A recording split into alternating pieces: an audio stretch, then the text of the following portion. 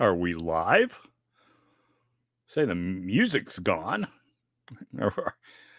Well, that's weird. We are indeed live. Here I am talking to myself and realized I was, for whatever reason, I was still muted, I mean, which we didn't wait. make any sense. Which doesn't make any sense because what happens is when I put the intro music on, it automatically mutes everyone and then should unmute everyone. So okay, welcome to MG Rogue Tuesday. It's a live stream D&D painting session. We may or may not have Rollo with us, but Robert and I are here, and we're going to just kind of hang out, have a drink, and paint some minis. So thank you for joining us, whoever joins us now, and whoever watches this later. So I was about having a heart attack because I'm like radio broadcasting flashbacks. Oh my God, dead air. We're off the air. I know. Where is he? Vince is supposed to be talking because I mean, you talk right out of the outro. So I'm like, Vince will get us started like always, and then it's like I'm not hearing anything. It's like, are we live? Right? No, I was talking. The thing is, it for whatever reason, StreamYard did not unmute me. Yeah, What's up, I mean, Blake? it unmuted me, but it should have done both of us. I mean, definitely correct. You. It's yeah. Correct. So. Oh well. Stupid. Oh well. Let's get some background. You'd almost think Rob is running the board or something, right? Nick. That fucking one of those two boomers, right? All right, let's do Into the Dungeon.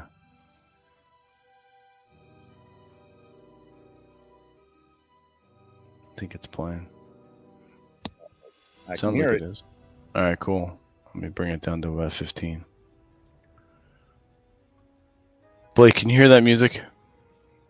The background music.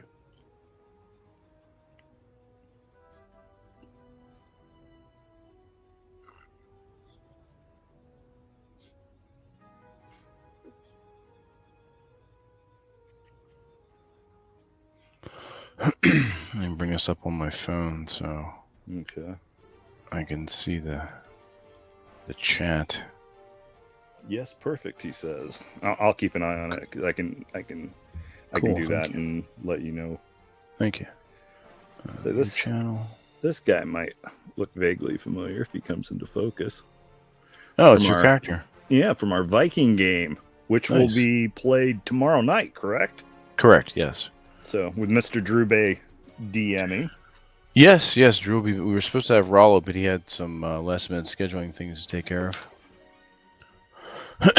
I still need to finish up this other Zorn. Mm-hmm. I have to put some shading on him. Okay. And finish the base and do a little bit of he's got a hair on him. Dust.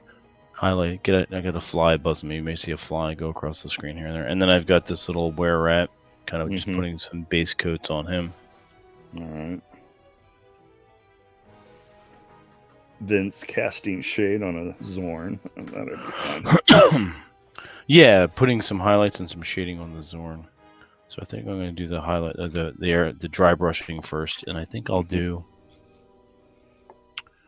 Should I just do white? I don't even think I should have white. Yeah, I've got lawful white.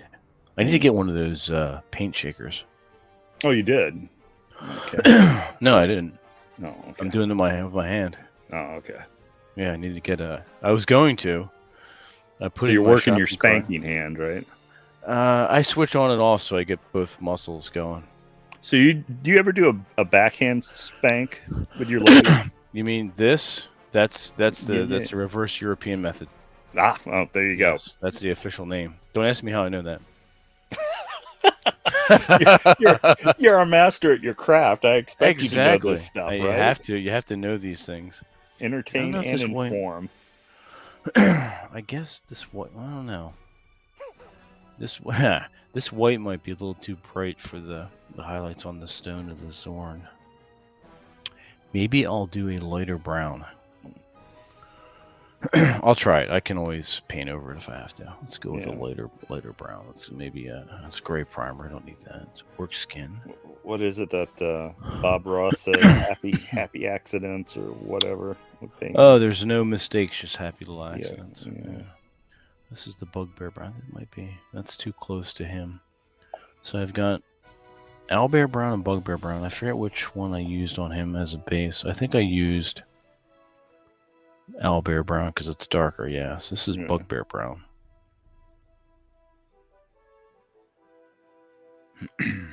So it sounds like Blake's been editing video all day for his 6th video. So I guess Blake's busy producing content. Oh, okay. I'll have to check your channel out.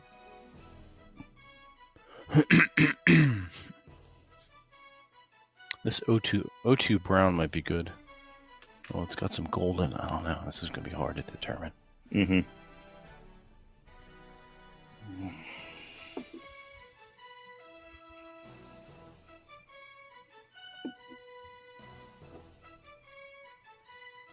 Whacking off my paints over here.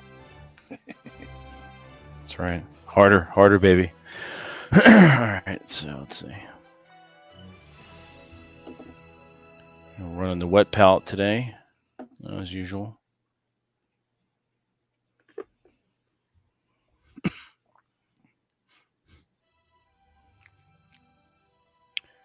Let me see what I'm going to dry brush with. I think I have another gray one over here that I can use. This smaller gray brush, what is this? This is a 3-0 detail. Let's try this one. Yeah, Blake, I almost rather do everything live. Of course, most of my anything that would be considered content privately usually gets deleted just because I know I'm going to get copyright strikes on the music or whatever. So it's just easier to do it and then bitch and ditch the show instead of, you know, having to deal with YouTube algorithms and all that kind of stuff. Usually only 1 or 2 other people ever watch what I do anyway, if I'm lucky.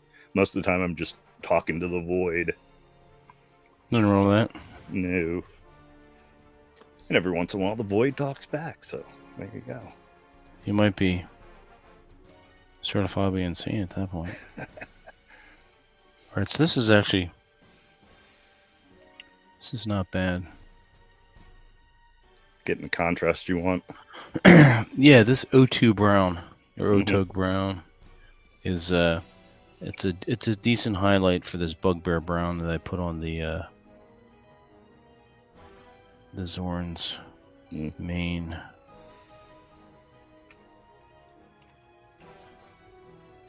Just got to remember, there's certain directions you have to go in. It's going to get the proper effect. Mm-hmm. And you really can't put a lot of paint on. It's got to be a very minimal amount of paint.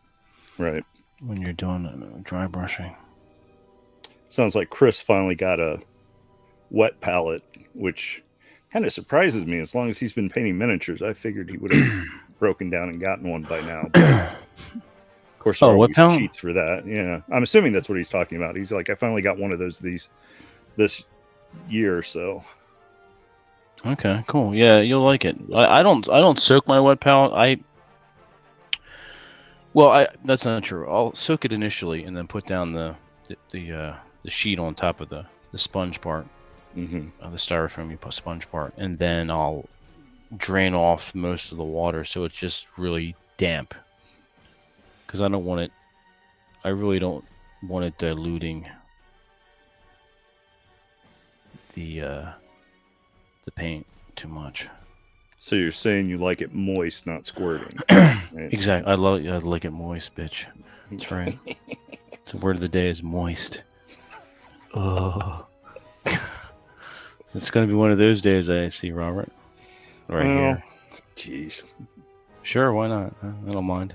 I mean, the guys that show up for this are paying such good money for this entertainment. I gotta give them. I know, right? We gotta talk about moist things.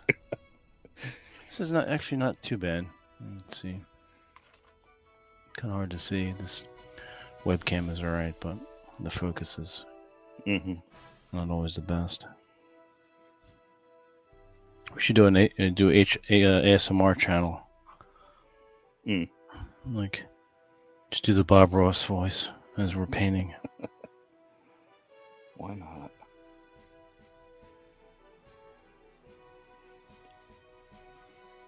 So, certain things need to be highlighted and certain things do not. Right. Like the tops of the stones. the tip of the claw. Right along the edge, the lead trailing, or the main edge. So how's everything with you? Good?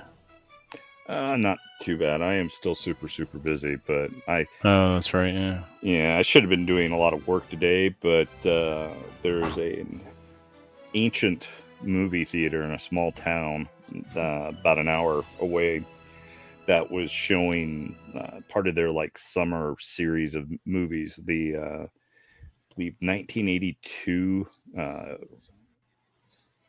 classic, The Last Unicorn. Oh, yeah. So yeah, I took my youngest to go see that, and how do you like it? He absolutely loved it. Wants to watch it again. I had to buy it for him. Well, I've already got it on Blu-ray. Are you kidding? There we go. Well, you gave him his own copy. Well, he's a little bit young for that. Oh, well, how old is he? But how old is he? 8. Oh, okay. You have to get him started on his own little movie collection. Yeah. Well, his mother certainly has a good job of that. I'd rather just buy the stuff that I think is quality, like Once Upon a Time in the West, and then when he's old enough, he can just you can have this. So that's cool. But yeah, well, between his mother and I, he gets exposed to a lot of different things when it comes to music and pop culture and that kind of stuff, games and whatever. So that's cool. Yeah, but really the big thing for me was we got to go see the movie. We got to go see it together. We got to see it. Yeah, you created a cool memory. You know, a historic landmark old small town movie theater, and hang out and make memories. And so that kind of stuff is priceless. Kind of, yeah. Cool. Very cool. I mean, I'm fairly certain, as much as I am dedicated to whatever project I'm working on when I'm working on it, that once I reach the end of my my days, I am probably not going to be lying on my deathbed thinking about, God, I really wish I'd have put in another 40 hours for somebody else's company, or something like that. Somebody else's bitch. Yeah. So I'm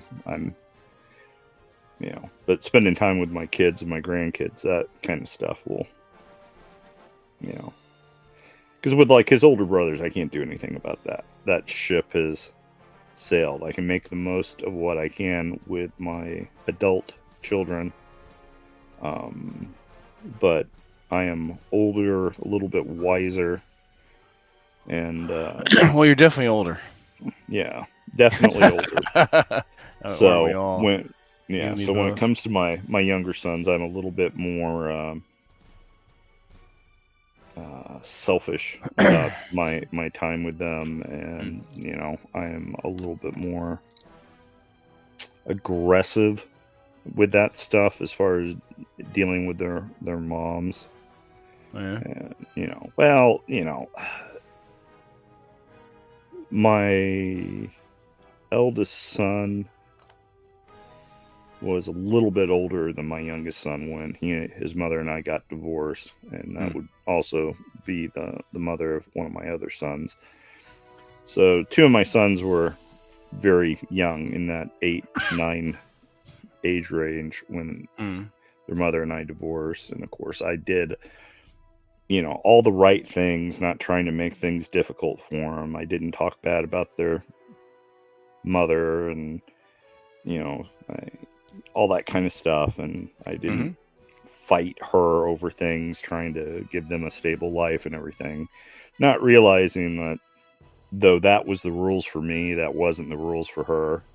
So trash talking me, guilting them into, you really don't want to spend the weekend with your dad, even though it's his weekend with you guys. You guys want to stay here. You don't want to miss playing with your cousins and all that kind of stuff. So, gotcha.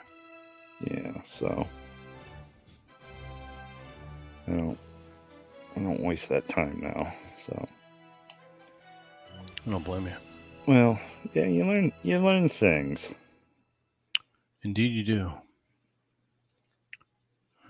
Let's go over and let's put on some suspense.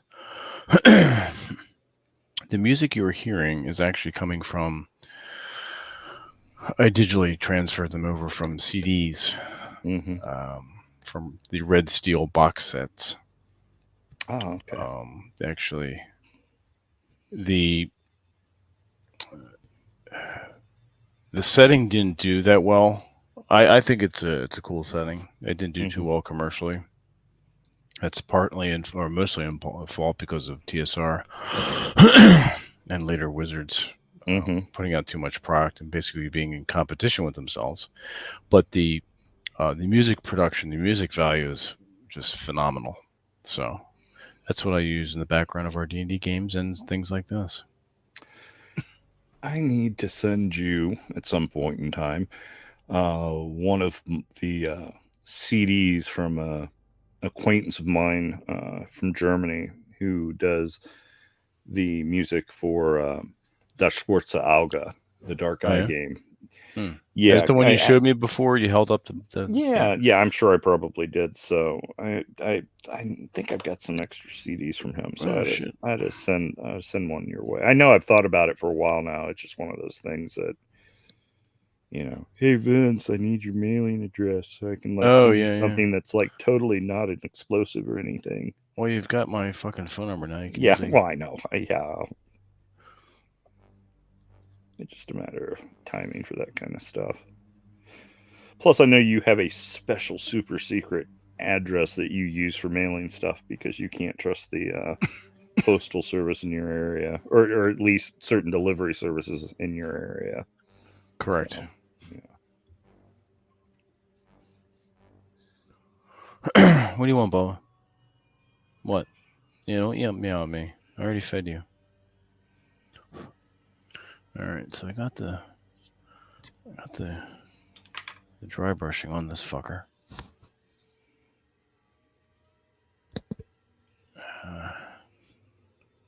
Get some more ink wash, I think. His teeth look pretty good.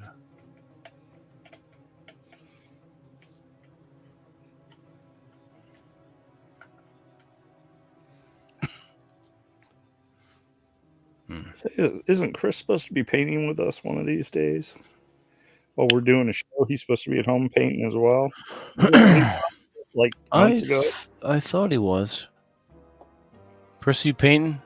Or are you bullshitting us? Get your paints out, goddammit.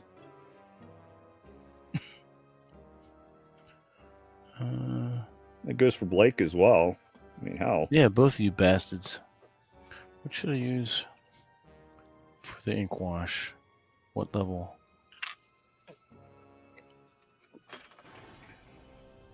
Maybe. Actually, you know what? No. Where are you? Lighter shade of blue.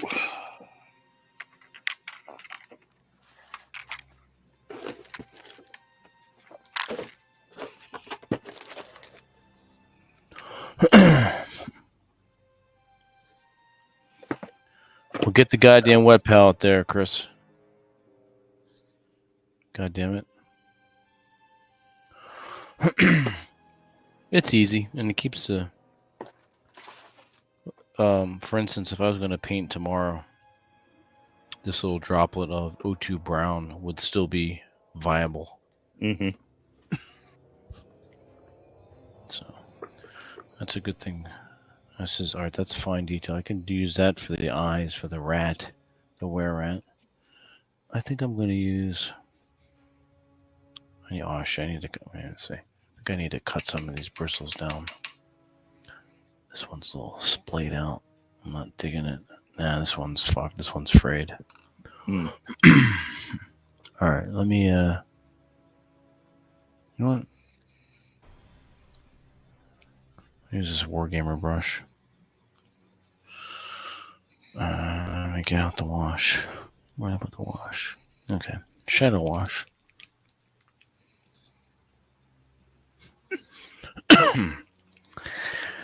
I'm sure you're absolutely correct, Blake, about the wet palette.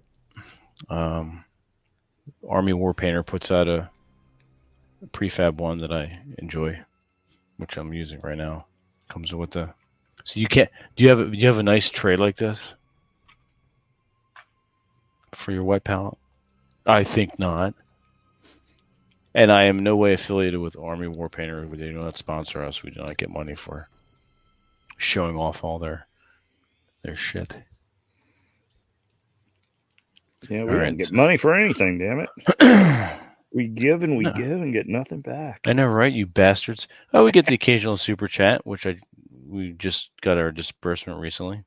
Yeah. And then we got quite a few last Fireside. That was right? Yeah, we did. Yeah, that was kind of crazy. That was kind of cool. We got like $16. Yeah. It's not bad for one show. Of course, there are a lot of channels.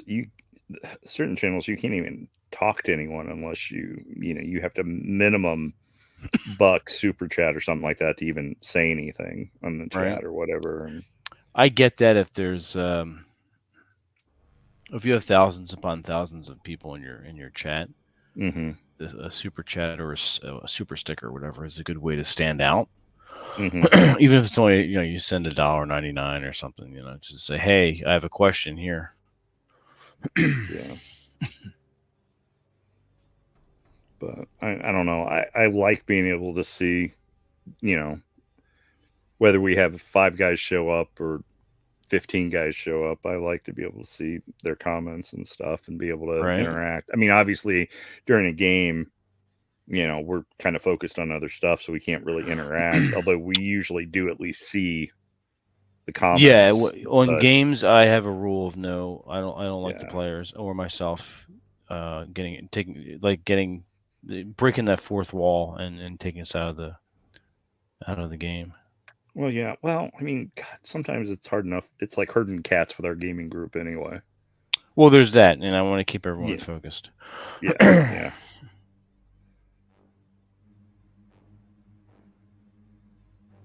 So I'm putting an ink wash on him now. It's a pre-made one. I used to make my own when I was younger, and I don't care now. Paints and washes have come a long way since the 80s.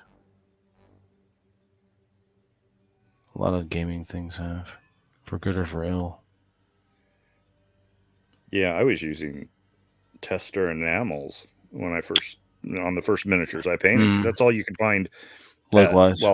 At a drugstore and at certain hobby stores. You had to get real lucky to go to a real nice big hobby store that might have like some acrylic, import paints from Japan, Tamiya or something like that. But whereas now, I know what you mean. Seems like, every miniature company has their own line of miniature paints. Even Boris Valle's got his paints.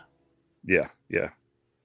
But no, I use the testers too. In fact, I had a Shadowrun guard, security guard that I did with testers, all different. I just threw all different kind of colors on it, just to try out the different colors.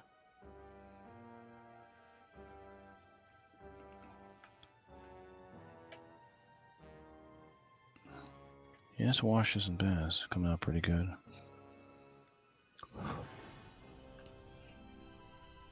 See, they do the hand here now. I get behind the arm a little bit.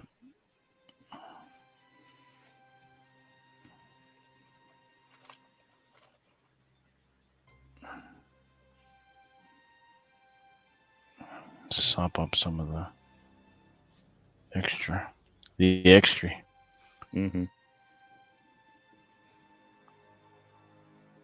we go. It looks good. Let's get his teeth now. His teeth on this one is silver.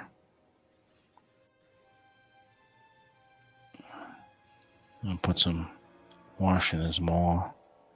His maw. Yeah, it looks. It's not bad.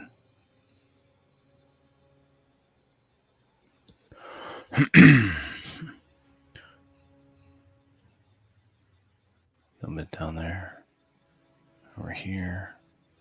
I missed some of the rocks because of the figure holder.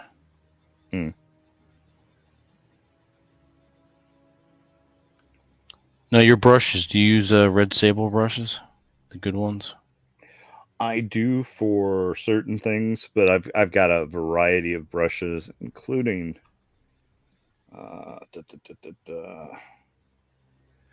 one that was like a thing from Gen Con, a free brush. So it really depends. Obviously, for like dry brushing, it's more about the, I don't really care to have a super great brush, just as long as the bristles are the right size and their solid. Yeah, because then I can just abuse the hell out of them, because that's all I'm doing. If I'm doing something with finer detail, then I like using a little bit nicer quality brushes. Yeah, that makes sense. Yeah, but I don't really. I mean, I do this more for fun than competition. If I was competitive, I would probably invest more in my tools, but that makes sense. Yeah, well, the mother of child number 4 has painted competitively. Really? And in fact, her very first competition was a Reaper Con, and she got a bronze medal, her very first competition. So, and then she had me do something hang out with her at Gen Con for something, and I ended up in a speed painting competition with a couple of pros, and I actually made it to the finals. And then I didn't show up for the last round because I had to work, so I didn't come on Sunday. But I ended up winning a speed painting round, which is a totally different set of skills. That's cool. But so I don't know if that really counts as any kind of claim to fame, but I don't know. Cool. I'm really weird about competition stuff. There are certain things that I am highly competitive about, and it's win or nothing. And then there are other things it's like, screw that, I've got nothing to prove. I don't really want to. I'd rather do what I want because I want to do it than to have it be a competition thing. But like martial arts stuff, I can get kind of competitive, but martial arts actually to me is kind of relaxing, because it's one of the few times I can like shut my head off. Oh yeah. You get in that zone where everything is action and reaction, and you're not thinking. You're not in your head. And I am. Oh, you know the type. You are the type. The nerdy, brainy, booky, in your head all the time kind of person. It's kind of hard to get out of your head sometimes. And I found that martial arts was a really, really good way of doing that, of getting out of my head. So. Yeah, when I did Kung Fu for many years, I was the same way. You're forced to focus in martial arts. You don't have any choice, or you're going to get your ass kicked. So you're not going to learn anything. And part of our training was also studying Zen Buddhism. So I got into that, and I've been, with a few exceptions, mainly when I go on long weekends, or I do have to work, I will meditate 10 minutes in the morning and 10 minutes in the evening. And I've been doing that for about 2 decades now. And it is, I like it. I find it helpful. Some of you may not, and that's fine. But for me, meditation is part of a daily existence. And you don't have to be sitting, on a Zafu cushion and the Zabuton pillow and then Om chanting and shit. I meditate when I ride my bike. I meditate when I walk. I meditate when I have a drink. To some extent, we're engaged in doing that now. So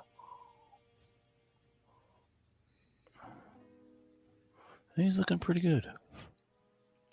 I'll take him outside later after he dries, and then I have a matte finish to seal him up, because most of these, if not all, the things that I paint here are obviously not competition worthy at all, but I just want them to be somewhat interesting for myself, because I do like painting, and it's fun to bring the figure to life. But playable. Mm-hmm. I have them, on the table. Yeah. I also have these. I've got a bunch. Actually, these are doubles. I don't know why I bought doubles. So I've got. Actually, no. This is a Rakshasa. This is a were tiger. Actually, they're not even were tigers. Rakshasas are. It's like a cat. Yes, like they are these tiger-like beings that eat the flesh of men, but they are magical in nature, and so they appear usually as someone beloved to you.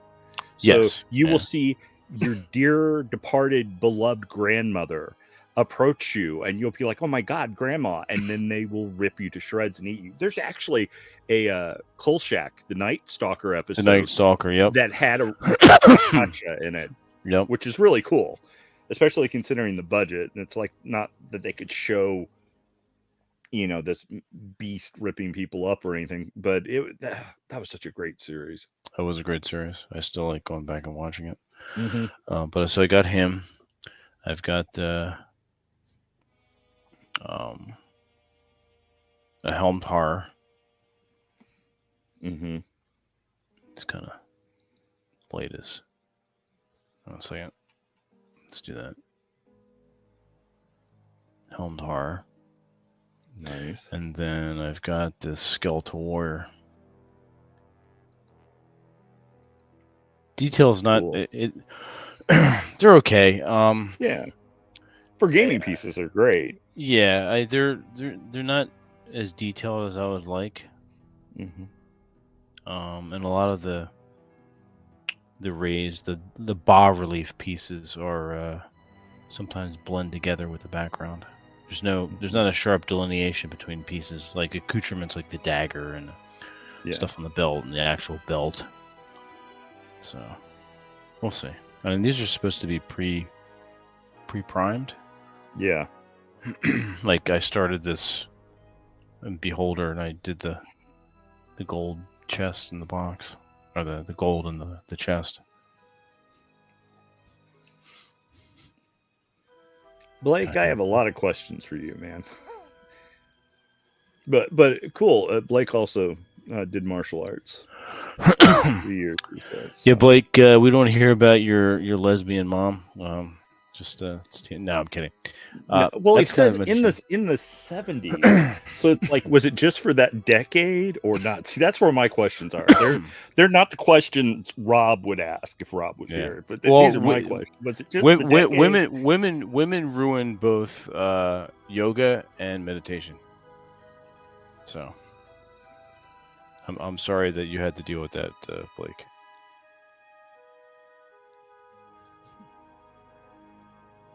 Cat. God, they also drastically changed the dynamic at a gaming table too. So I completely understand your prohibition for them being verboten at your gaming table, Vince. Oh, women, yeah. Unless I'm, no, I can relate. My mom's dead as well, so that's going to make the mom jokes even more poignant. So, haha, you're not off limits, motherfucker. Yeah, and Vince has had his share of mom jokes casted his way from some of his dearest friends. Yeah, they're like, your mom. I'm like, oh, you're blown off in ashes there, buddy. You're going to make some kind of weird necrophiliac paste. I don't know what you're doing. It's fucking disgusting. To answer your question, Blake, I do not mount them on platforms yet. Right now, they're standalone. And to answer your statement, Robert, yes, I do not allow women at my gaming table. Not because I do not like women. I love women. They do not belong in men's hobbies when men are gathering to do their hobbies. The dynamic shifts whether you want to, oh, my girl's just like a guy. No, she's not. She's not a guy. She thinks differently. She acts differently. And more importantly, men act differently around them. They can't help it. Even if you are self-aware, it's very difficult. So leave women to their things, and you do your things. Now, granted, you're going to go to a convention, you're going to sit down, you're not going to say out loud, "Oh, I'm not playing with women, you can't," blah, blah. That's not going to work. So you sit down, you be congenial, and at that point, they're just people, and you have fun. My own games, I do not invite women to them. I've done that before, and it's nothing but a clusterfuck. So now, I've said before, if I was going to invite women to the table, it would be all women, and they'd be wearing chainmail bikinis. Then I would DM a female game, but no, I don't. I just don't do it. It does. It drastically. Oh, it's insane. It. I mean, you have guys that have all that you can count on being a certain way, and you get a woman at the table, and it's like their personality is different because they just can't help themselves. Oh yeah, they either clam up, or they start flirting, or they become Mr. White Knight, or it just whatever that comes out of them, and it just can't be helped. Correct. So I just don't do it.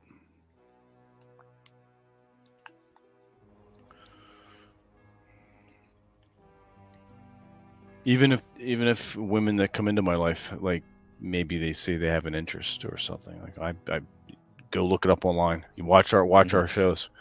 You want to know what D&D is? Watch our shows. Watch some of the old Chris Perkins Wizards of the Coast stuff isn't bad with Acquisitions Incorporated. He also sat down in LA about a decade ago with the creators of Robot Chicken. Oh, okay. And the ones that did the voices and basically produced the show and did the voices. And the guy, in fact, the one guy, I forget his name, he did the voice of Seth Green? No, well, he was. I don't think he was there. Okay. But the one that did Greg the Bunny.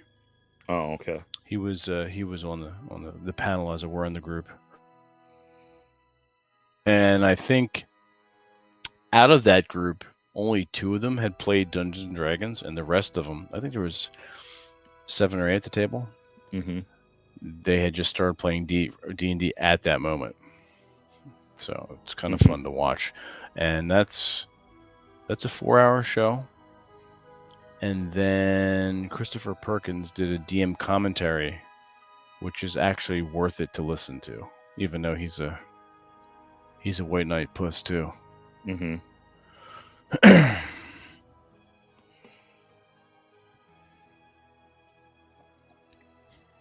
Remember around the Me Too movement, or a little bit before the Me Too bullshit, they had something called, it was a hashtag he for she.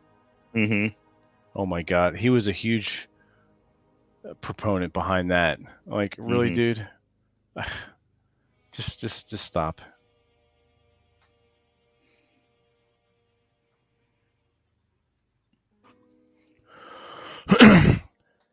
Yeah. Exactly, Blake. There's always something going on.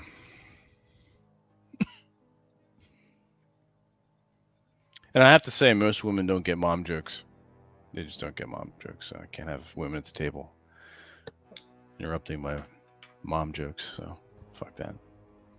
All right, so this Zorn looks to be pretty well shaded, highlighted a little bit. Mm-hmm. Yes, you can see his eyeball.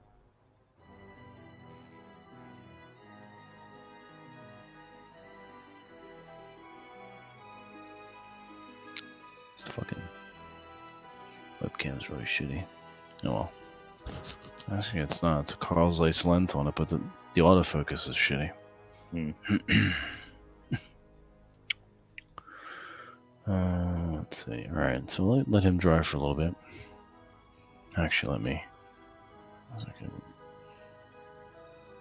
move him out. Put him there.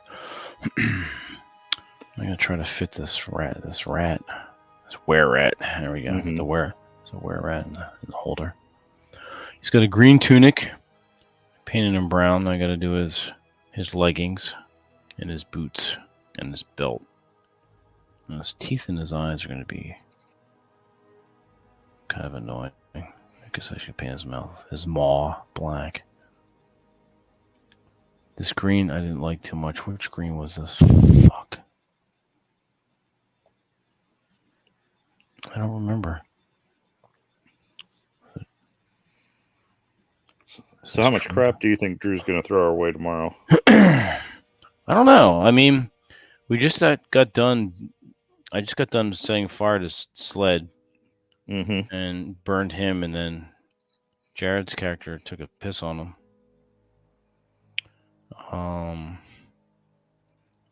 We saved our boat. We saved our boat.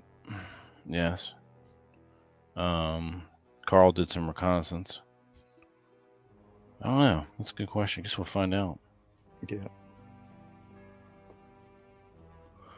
All right, so I'm going to use this brush here. It says detail. I'm going to need some detail for this shit. All right, what kind of leggings should I give him? I don't know. Let me see him. Put him up.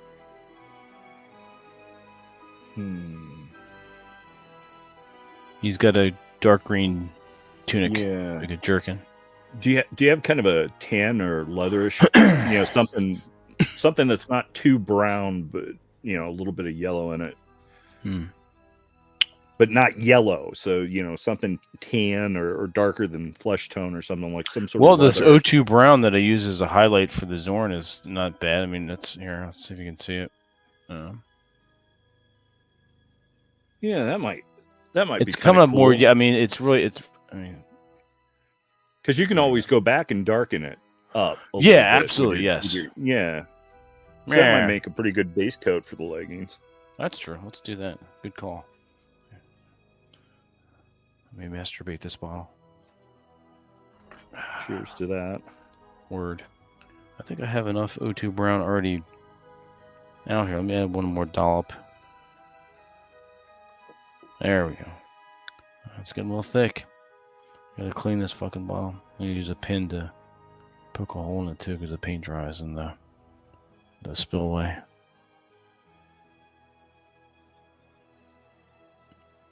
I had to spar. Oh God, when I was in university, I had to spar with a chick, a real nice looking chick at that.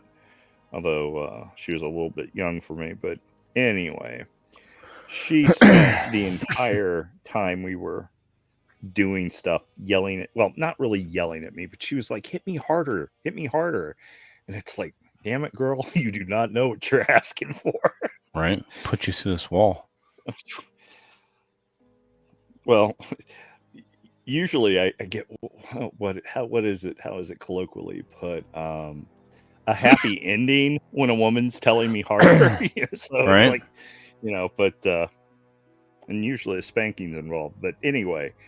No, it's just, my punches had enough force behind them that she knew when she was getting hit. Certainly my blocks had force behind them, and my counters. But it was enough and quick enough to know that you got attacked and I got past your blocks. And it's like, I don't need to hurt you, and I don't need to leave your body a mass of bruises. I mean, if that's what you want, that's fine. Come over and drop trowel, and I'll, Vince, go to Vince's Instagram if you want to see that. But I mean, it's if I know you, I'll lower the drawbridge for you. Yeah, but for what we were doing as far as sparring, there was no reason for me to use any more force than I was with her. I mean, it's just that it wasn't. But she, bless her heart. She wanted it. She wanted it. You got it, bitch. But you dirty whore. Yeah, I'd much rather spar with another guy. Although it's depending on the guy, that's can be kind of funny too, because it's like when you're kicking some guy's ass in sparring, and they're like just getting pissed off at you, and it's like, they're taking it personal. Yeah, and it's like, dude, I guess this is how you get better. Yeah, I guess it's hard not to take it personal when you're punched in the face. Yeah, but it's like, it wasn't like I'm trying to do anything, but it's like, this is what happens, and this is this is what happens. I mean, if you were doing it to me, it's like, okay, I need to work on that. I need to work on my blocking. I need to work on my counters. Yeah, that's how you get better. Yeah, exactly. It's like fat shaming. Yeah.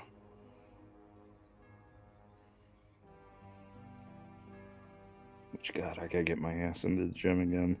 I've got something wrong with my ankle. I messed up my ankle. No, it's been bothering me for a while. But not enough for me to go to a doctor because I'm a guy and I don't go to doctors unless I absolutely have to.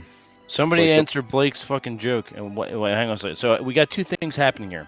Yes. We have a joke by Blake and we have an injury by Robert. So let's talk Let's do the joke first. Let's do the joke. So who gets they all come at the same time. What are you talking about? Is that what the correct is that it? Is that the punchline?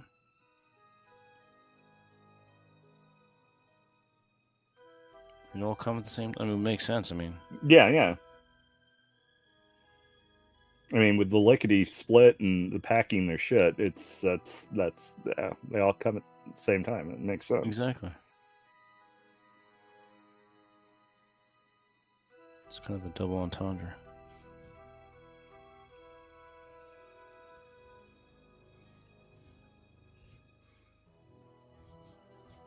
Did Vince get it right? Blake's got to at least tell us that. Is that did we did? No, he's making us wait. That fucker. Well, we made him wait, so he's I don't care. Get your own show and wait on your own show. well, he does because what was it he said earlier about that's right. Something edited down to like 3 minutes worth of content. We're gonna switch back to Robert's ankle. Yeah. You're asking me to think while I'm painting and talking. You guys don't pay me enough. So, Robert, what's wrong with your ankle? I honestly don't know. I've done something that I have either sprained it.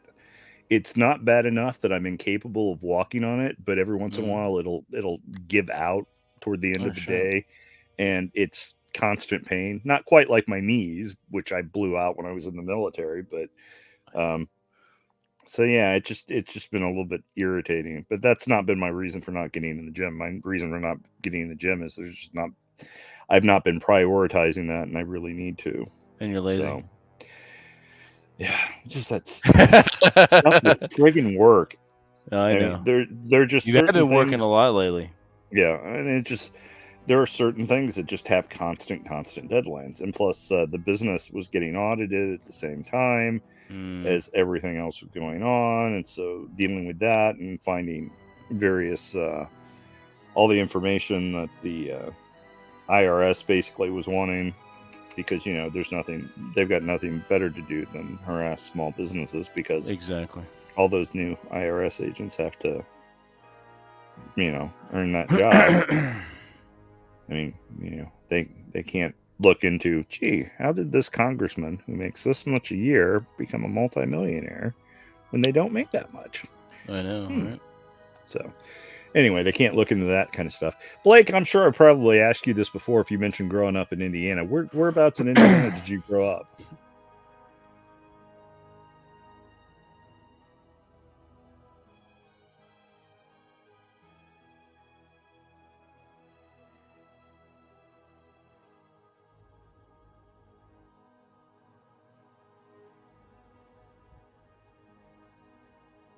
Bueller. No, he told the answer. He'd already told us the answer. About them getting their lickety split versus there's a delay on my phone. Okay. Yeah. I'm not looking. I can't without my glasses. I can't see the actual laptop. Yeah. Stream. So I have on my phone, which is much closer to me, practically under my eyes, is the chat. So there's a bit of a delay. Yeah. There's a delay. And I almost worked at a radio station in Columbus, but I didn't want to work in country, which is the second country radio station I kind of sabotaged, which was not necessarily smart, because in radio, you take whatever jobs you can get until you can get another job, because that keeps you going. Once you get... Well, it's a weird small industry anyway, which has become smaller because of all the corporations. The internet stuff too. Yeah. So, but you burn bridges in that. Did you burn some bridges in there? I may have. It wasn't intentional, which is odd, because usually when I burn bridges, I intend to. As one of my exes put it, I'm the type of person that likes to burn the bridge before you even cross, just to see if you make it over before it collapses out from underneath you. Nice. So, yeah. So. Okay. Fair enough. I don't know if she was completely exaggerating, but some of the women in my life think I like to make things more difficult than they really are in order for it to be a challenge to me, because certain things come easily to me. And are they projecting?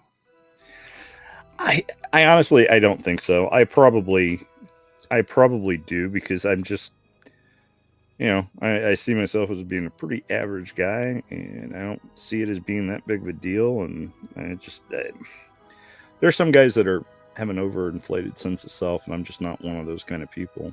I just kind of do my own shit. Yeah, I just do my own shit, and I mostly don't care what other people think. It's kind of like, we both know people whom we are associated with who have very strong opinions one way or another about, say, Andrew Tate, for example. They either think he's a really good guy, or they think he's a schmuck. We game with people who have differing opinions on that. Okay, I'll just leave it at that. I'm not going to name any names because there's no reason to. They if you want, read their Twitters. You'll know who is who and what they think about whatever. But my thing about Tate has always been, the guy doesn't get me rich, the guy doesn't get me laid, but he doesn't stop me from making money, and he doesn't keep me from getting laid. So it's like he's almost a non-entity, in the sense that what he says and what he does really doesn't impact my life. What I say and what I do impacts my life. So I'm more worried about my crap than I am about his. Does that make sense? Yeah. Yeah. So, I mean, and you're kind of the same way, because there's a lot of that kind of, whenever there's whatever drama is going on Twitter, before you were banned from Twitter. Yes. Matter of fact, I think I also said Rollo was going to be here, but when I tweeted out the show, I said many painting and man talk with the banned from Twitter masculine geek and the rational male. There. So, I mean, but yeah, that's you are. Yep, and I have no intentions of coming back anytime soon. Yeah. It is just really weird. I think both times that you've gotten banned, it's been over some really stuff that I'm like, okay, the example you're using for why you were banned, I can go find 12 examples as bad or worse of people that are still there. Correct. So how did you attract the algorithm's attention and not these other people? And it seems so arbitrary and capricious that I don't blame you. I honestly don't. No, I'm done with them for now. No, well, so Bull Rush, like I was saying before, Bull Rush and I are bantering back and forth, as we do, as friends do. And I was in the process of writing something effective, "You faggy redneck." And I hit send, and it was like a switch was flipped. I was immediately put in timeout. My wrist was slapped, immediately put in timeout. 12-day suspension. Now, during that 12-day suspension, I think I was into the second day on Monday. That someone went back to one of my earlier tweets in the month and saw something they didn't like, and this one was the effect of, I was retweeting an article that was talking about criminal migrants invading Europe, coming into Europe. And my response was a retweet that just said, hang them. I think it's a reasonable response to criminal invaders. It's also tongue-in-cheek and also half serious. I was reviewed, no appeal. You're done. You're banned. Like, you know what? I don't need you all that much. I don't need Twitter all that much. And I've said it before, and I'll say it again. Elon Musk is not your friend. Okay? Nothing on Twitter has changed at all. If you really delve deep and look, nothing in Twitter has changed. Some functionality. He may have laid off some dead weight, but that kind of restructuring happens whenever you get a new owner or new people come in, or you have a quality control group come in. Like it's like from Office Space. What would you say you do here? Mm-hmm. I'm sure he hired, if he didn't do it himself, he hired a team of what would you say you do here, people, and a lot of people couldn't come up with a competent and a reason to justify their what were they doing there, and they got the shit can. Mm-hmm. And I have no problem with. But as far as like the free speech and the censoring, that nothing has changed.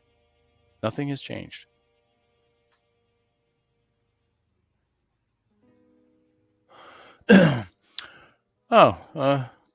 Thank you, Lord Gonzo.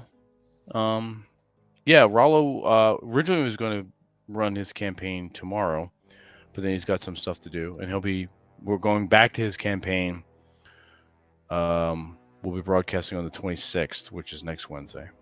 Tomorrow is, as Robert has pointed out early in the day, or in the live stream here, the broadcast. Vince tries to talk. Take 2. He mentioned that Drew's campaign is running tomorrow, and that is correct. I really do. I'm enjoying our games immensely. I like live streaming them. I like that we're bringing a different flavor to the gaming table, as it were. And that's cool. Let's see. We got Battle Master. Oh, nice. BattleTech. Cool. Just still working on the base coat stuff, and it's just always fun. I also got my Shadowhawk here, which is one of my favorites because it's based on an anime series, Fang of the Sun Dogrum. Oh, okay. Which is really cool. Nice. I love the Shadowhawk. It's really weird. I've never painted battle mechs before. I've been a BattleTech fan and Aerotech and CityTech. I have all the box sets.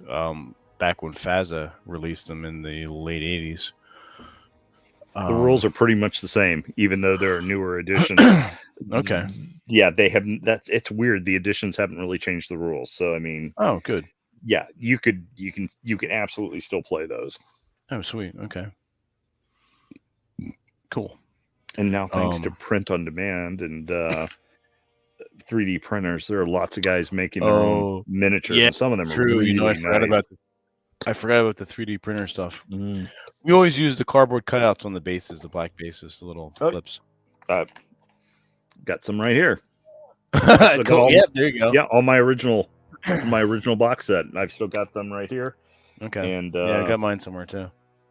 And then the smaller chits of the different like mercenary factions and the inner sphere and stuff like that. So yeah, and the and the black bases. So I've still got all that stuff. Okay, I've got the softback Mech Warrior handbook. Do you have that too? Yes, I do believe I do. That's cool. And I think right now the thing I don't have that I really wish I did is my old FASA Aerotech. I do not have my Aerotech set anymore. Yeah, I'll do a Geek and Tell before the game tomorrow. I'll bring mine out for you. Oh, cool. Yeah, I wish I still had that, but unfortunately one of several negatives of having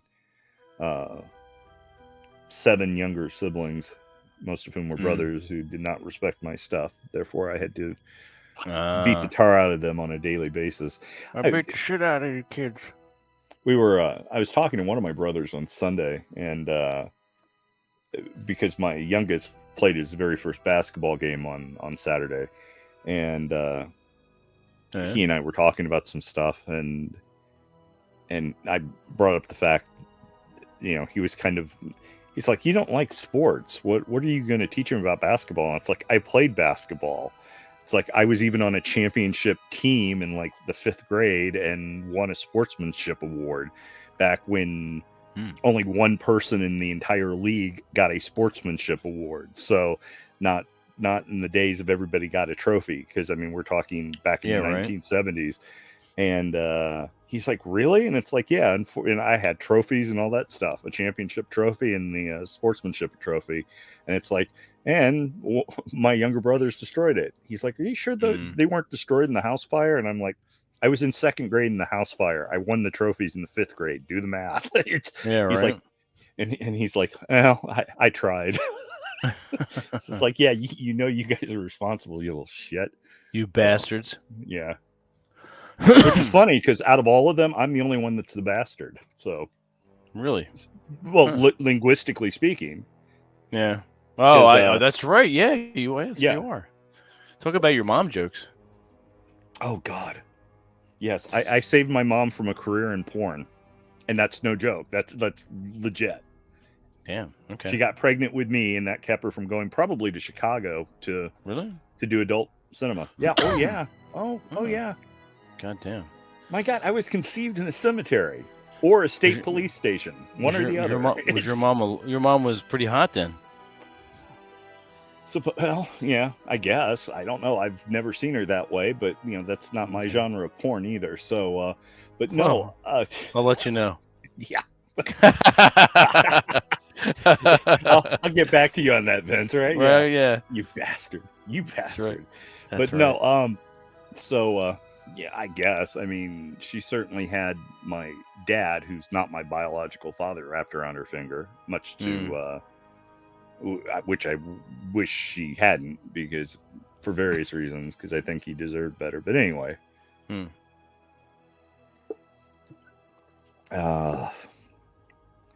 Yeah, sadly, the only thing that man could teach a guy about women is how to be a I don't know. Teach you what not to do? Yeah, basically. Yeah, that's sad. Well, I mean, all right. I'll tell you guys a story, and I mean, to a certain degree, there's a certain element of this that's romantic, but it's also the absolute worst thing you can do. He was in a miserable marriage at the time. I won't go into any details about that because that's its own thing. But he had seen my mother and thought she was the most beautiful woman he'd ever seen, but also thought that she was really, really sad, which, considering, you know, she was a teenager in the 1960s who had just had a kid out of wedlock. Yeah, she probably was. She was concerned about things and whatever. And he very astute on his part. Yeah, and he saw her, and he prayed to God. And this is not hyperbole. This is a legit story. He prayed to God that if you let me have her, I will spend the rest of my life trying to make her happy. Oh God. You know, long story short, he did get her, and he did do that. He spent the rest of his life trying to make that woman happy. Trying, keyword. Yeah. And the thing is, you can't do that. And it was absolutely the worst thing for him to do, both for him and to a certain degree for her. God knows, since his passing, she's, you know, yeah, I'm not going to go into all that. But anyway, I get it. The point of all this is, you know, that's what he did. And the thing is, that part of you as a guy who's like, you know, the romantic knight on a white horse, you know, sweeping in to save the young fair maiden and whatever, and, you know, the man who stepped up and not the stepdad and all that kind of stuff we do to sell this kind of stuff. It was just the worst. He made his life so much harder than it needed to be. And everything he did was the absolute worst thing on earth any man could do, especially if he legitimately loves a woman, because you can't do that and keep them around. I'll add to that with an anecdote from my own life right now. My main girl, I'm not going to mention her name. Robert knows who she is. Yeah. But I've seen parts of her. And if you're on my Instagram, you'll see parts of her. The good parts, the good, sexy titty parts. Good tit meat. Yes, indeed. Double D's. So this October will be 2 years. I have never thanked her for anything, nor apologized for anything. I was actually cutting her loose from one of the bindings with my safety scissors, but I still wound up cutting her. Did I apologize? Nope. I rubbed it and I said, that'll be better in a minute. Let me reiterate that. I did not apologize for her. Mm-hmm. Now, am I going out of my way to deliberately hurt this one? No. Obviously not, or she wouldn't be with me. But one of her comments to me was, she's like, I'm continually impressed with myself because I still have this need to want to impress you. Mm-hmm. And that's after 2 years, almost 2 years. And she'll get a few gifts from me. She get mainly books. She's gotten back into the reading again since she met me. I've inspired her to do quite a few things. Painting watercolors, sculpting, reading.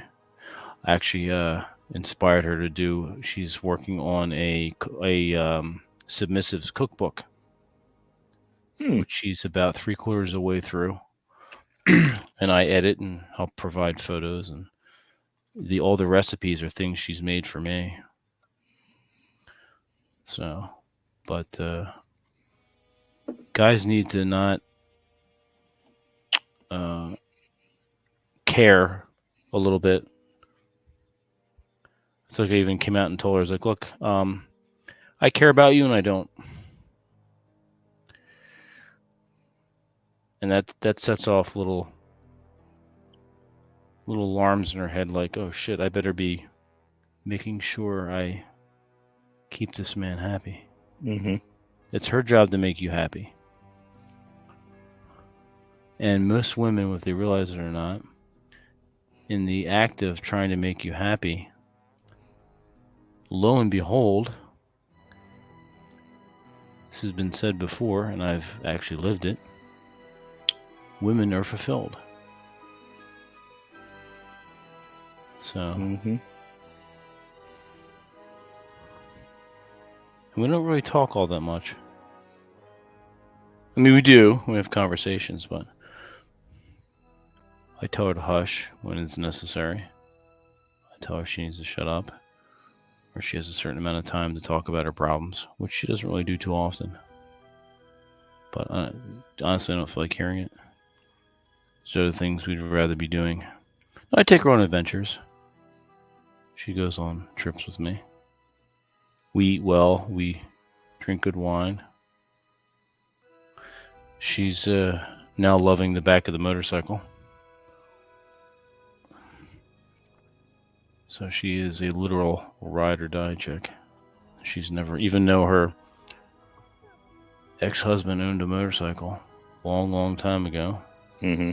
she never rode in the back of it, didn't want to, had no desire. She didn't trust him.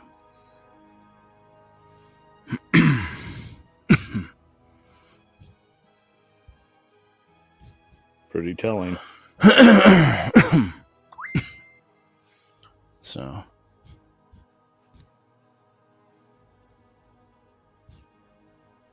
yep. She loves it. She has her own motorcycle helmet now and everything.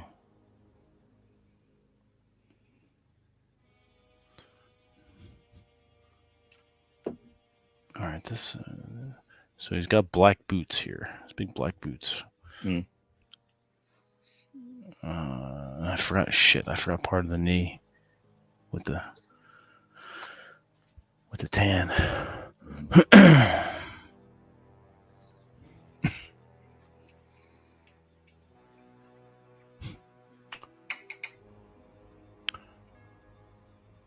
And the fun part about my girl is she's bisexual.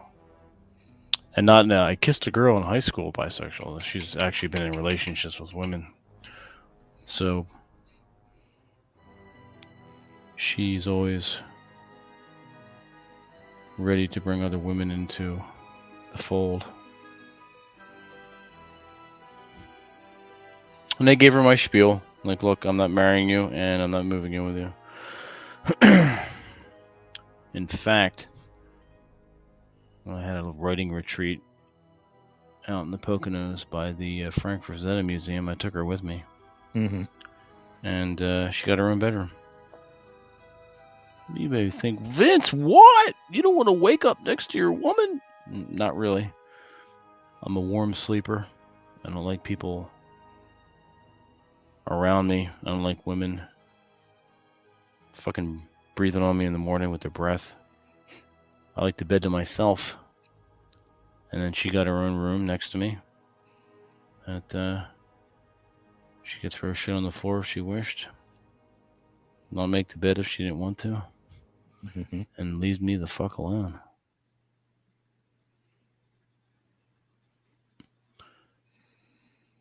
She made my coffee and breakfast while I slept late and she got up early. Worked out nicely. He's coming along pretty good.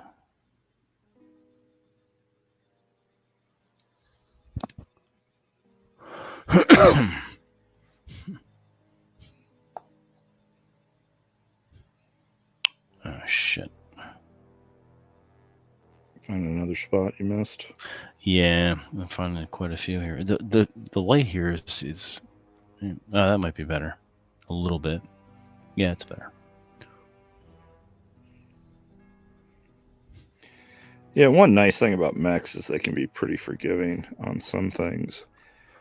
I mean, as long as you get some paint on them, if you mess some stuff up or bleed over, I mean, there's always like combat mechs are going to have flaking and you know, rust and stuff from scoring from lasers or projectiles or whatever. So I mean, some guys actually paint that stuff on. I mean, do really nice stuff. Oh, I've seen some guys that have done like World War II fighter aircraft paint styles and camouflaging and wear kind of stuff onto their mechs, and they look really cool. So you'll have cool. Like a squadron of mechs that are painted up in like German camouflage and stuff, and then they've got scoring around the jump jets and stuff like that, and everything. So I mean, some of those guys really put a lot of effort into their mechs, and they're usually the same guys that probably get really pissed off when they play somebody and they put, you know, mechs that look like they've been dipped into the paint and set down. Like, okay, right. It's painted. I can compete because it has paint on all of it. It's got paint. Technically, they're correct. Yeah, absolutely. All right, do the inside of his mouth. A little bit of black.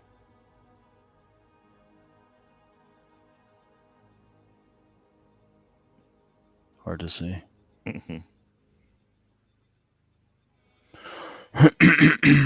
Stop it, Mowgli.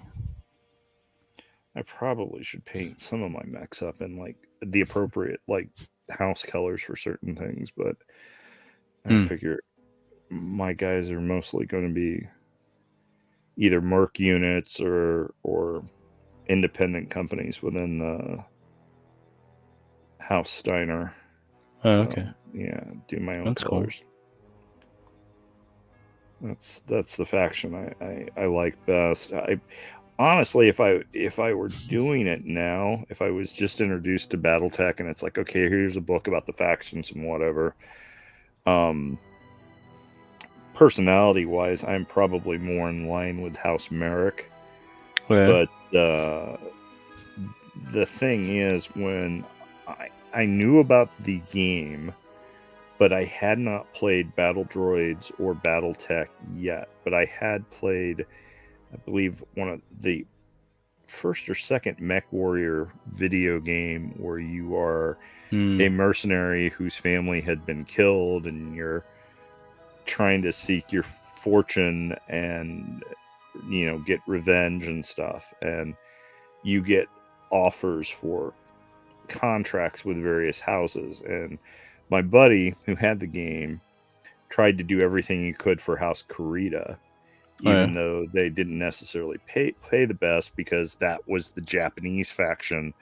And, you know, he was an anime fan, which I was too. But I mean, so that's what he was trying to do, you know, to play the Japanese group, which is why Creed is kind of stereotyped as being the weeb faction or whatever, to to whatever that, I guess, denigrated term for fans of anime or whatever, or Japanese culture. Anyway, I kept getting the Federated Sons, House Davian, and then the Lyran Commonwealth, and I kept doing contracts basically back and forth for both of those.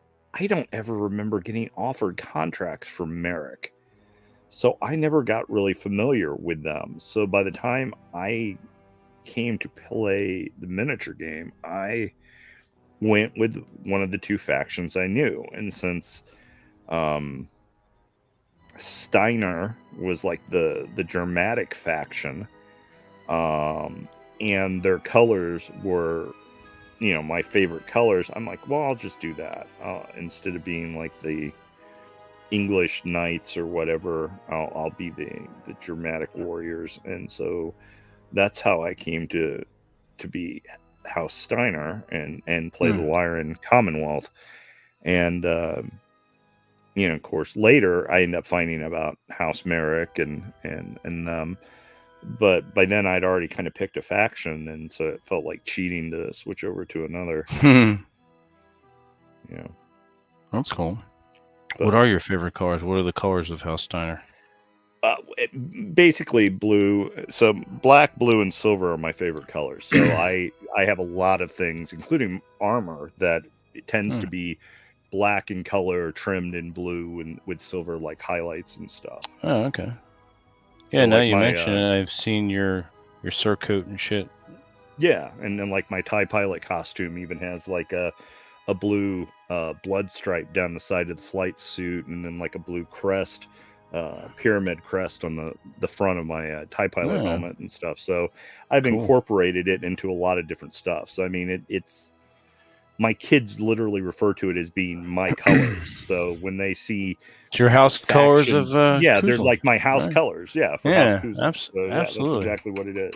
That's cool. I like it. Good job. Good job. You guys have house colors in the chat? You have a crest that you've created yourself or have in your family? So he's getting there. Yeah.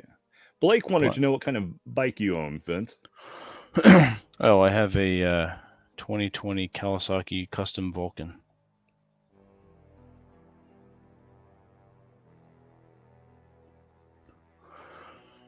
I ride or die, yes, and my chick is ride or die.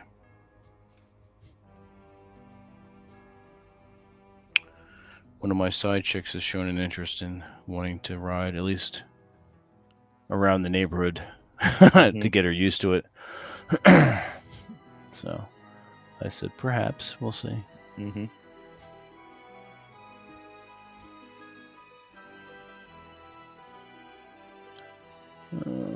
Yeah, he's all right.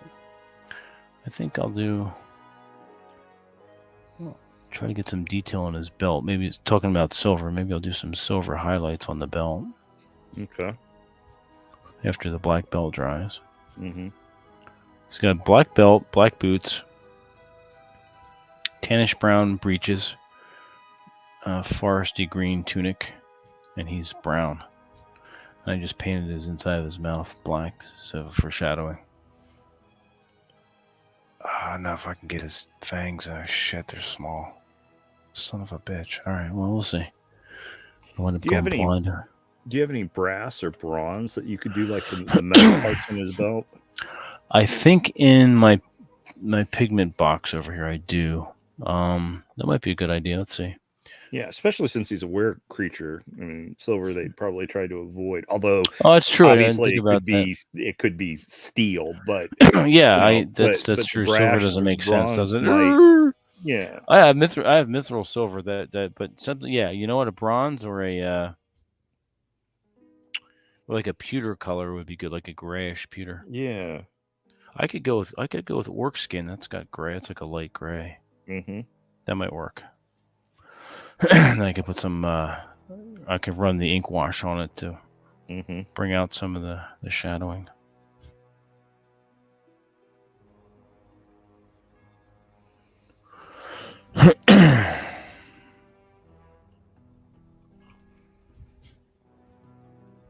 Holy shit, it's almost 10:30 already. Gosh, times. Oh, that doesn't surprise me. We're painting. Yeah, we paint and talk and interact with the chat. It goes by quick. Yeah. And plus, we started a couple minutes late because we were waiting for Rollo, who didn't show. Rollo, you dirty, dirty whore. Yeah. Everyone go on Rollo's Twitter and give him shit. Yes, please do. Because you son of a bitch. All right, why? You know what? I've got Dungeon Stone and Orc Skin. And they're almost the same shade. You know what? The Dungeon Stone will be a little more like pewter. I'm going to go Dungeon Stone for the... Good call, Robert. Good call. Yeah. I knew there's a reason why you have on this show. Help me coordinate my colors. Yeah. You had a question? No, I don't. I'm good. Oh, okay. I'm good. I'm just checking the...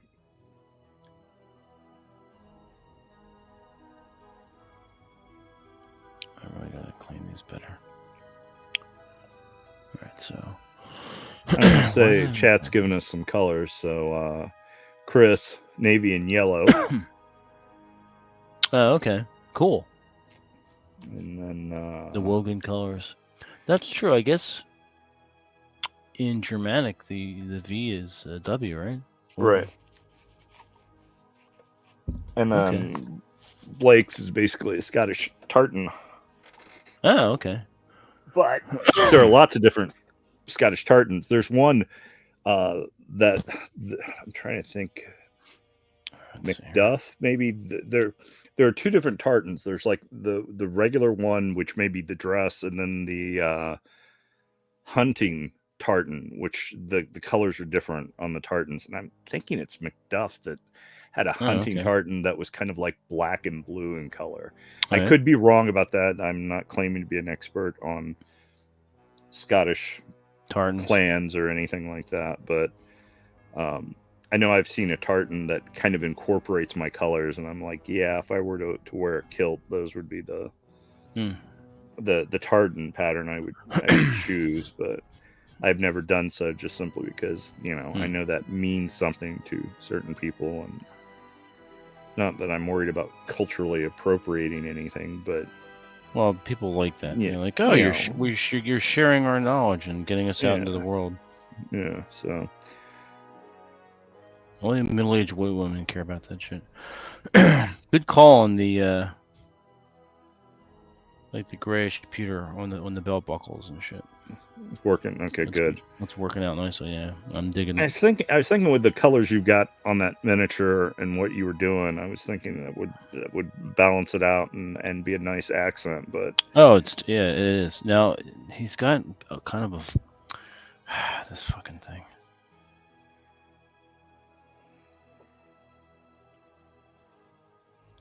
Trying to get this centerpiece. Oh wait, I think I got it. It's like in the shape of an H. The belt buckle. That's all right, Chris. We're not going to cancel you for spelling errors. So. Nah, we don't care. We don't care about that shit. No. Oh, I can't get to that one. Son of a bitch. The big thing is doing these darker base colors. I've got to do lighter to highlight them to make things pop. Oh, yeah, that makes sense. Yeah. Yeah. So. All right, I can't. Shit. This goddamn arm is in the way. Of course, I got gray on his elbow. Fuck him. He's just for playing. He's not going to win any tournaments. So now I can... Yeah, that's something I'm looking forward to doing. My son is wanting to play Stompy Robots, so I'll probably be... Oh, that's cool. Playing BattleTech with him sometime relatively soon. And then he's also wanting to play D&D because we had played one of the Baldur's Gates Dark Legacy, I think it was, that had a dwarf player character in it, and that's likes dwarves. Yes, he does, which I'm fine with and kind of encourage because I dig dwarves. Dwarves are cool. Oh yeah, they're surly, meat eating, carnivorous, hard living, hard drinking, dudes. So I have a healthy respect for dwarves and dwarven culture. But anyway, so he's got his dwarf, and in fact, on that miniature site, I sat down with him, and it's like, okay, let's make your dwarf character, and we sat down and picked the different things to make his little miniature. But he's wanting to play his dwarf, so I will probably be playing or running him in a basic D&D game, where being a dwarf, for those of you who don't know, is not just your character's race, but it's actually a character type. So yeah, like elves are magic users by nature of being elves. Yeah. So and halflings are thieves, and which is kind of cool. Kind of, if you're going to be those races, you already know what you're going to be as far as your class is concerned. Yeah, you just can't be anything else. Yeah, and it's kind of cool because, I mean, even like the dwarves, if I remember right, have certain thieving abilities. So they're kind of like fighter thieves. The elves are like fighter magic users, and halflings are just pretty much just pure burglars. They're pure thieves. And obviously a more simplified form of D&D. But I thought, that would be something he can roll up a first level basic D&D character and get to play that, and he would probably have a really good time. That might even be an exception in that I would let his mommy play with him. Although what I'd like to do is get one of his older brothers to come over and play and run a couple of my kids through the game. Obviously, one of them might enjoy that a little bit more than the other, because his next youngest brother is in his early 20s, and his much older brothers are both in their 30s. In fact, I have grandkids older than my youngest son, so that's just how I roll. So there you go. Don't roll that. But anyway, I just thought that'd be fun, and he'd get a kick out of it. And oh yeah, absolutely. You get to play as dwarf and kill things, and he likes it when I don't play video games often, but he will ask me to play something because he likes to watch me fight dragons or whatever. Oh, that's cool. So yeah, it's nice. He's still young enough that his dad is kind of this heroic figure in his life, so he doesn't see his dad as being a miserable bastard who's ruining my life. You're just a bastard. Yeah, I'm just a bastard. Just a bastard. Anyway. Cool.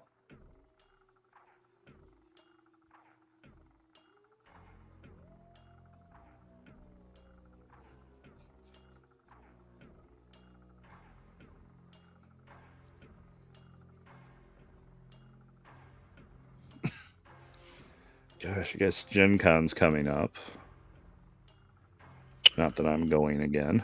That's it still pissed August. Me off. Yeah. That's like the first week in August? Something like that, yeah. It's the first weekend in August. I guess there's a couple of new RuneQuest books that are coming out, and I guess on one of the days, the authors of those books are going to be at the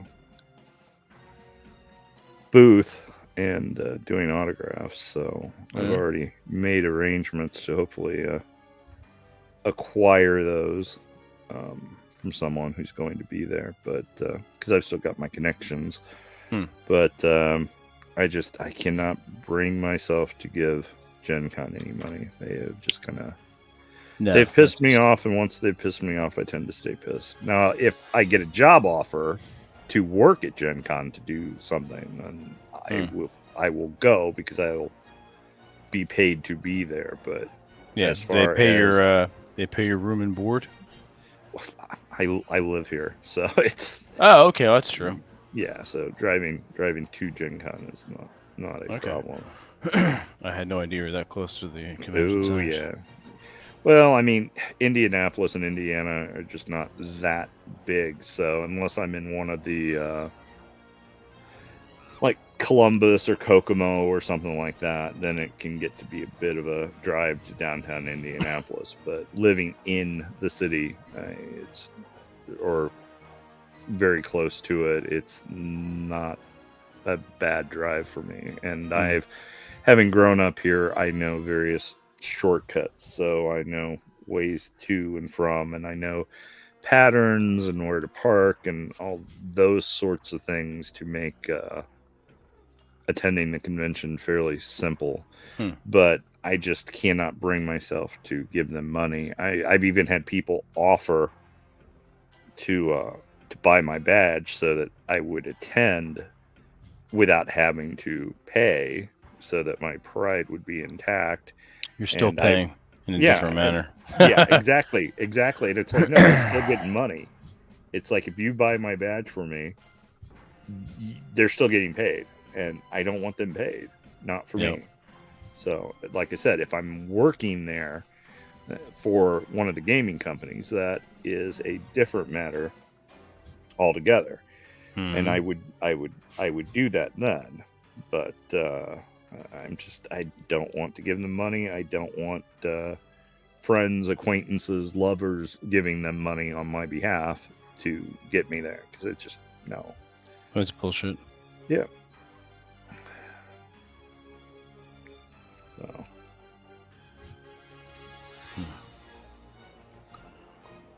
All right. Fuck.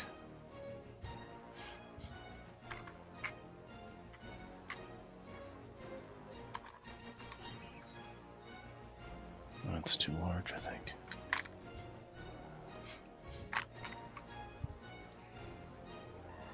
Let's go back to this.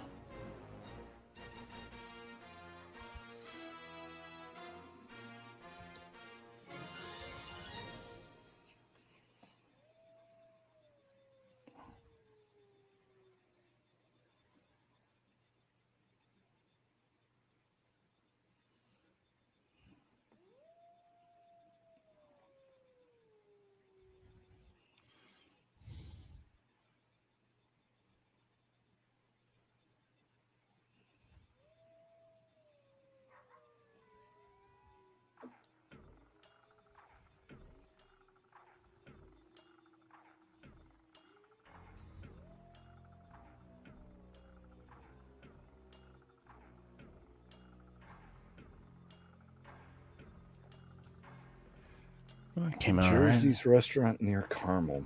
It has been a while since I've dined up in Carmel. In fact, I think probably the two different Chinese restaurants that I really liked that were up there probably no longer even exist. I know there's a great ramen shop up in Carmel that a couple of buddies of mine and one of my kids been trying to get me to for a while, but there's a decent ramen shop on the north side of town, not quite as far as Carmel, that I've gone to just simply because it's closer for me.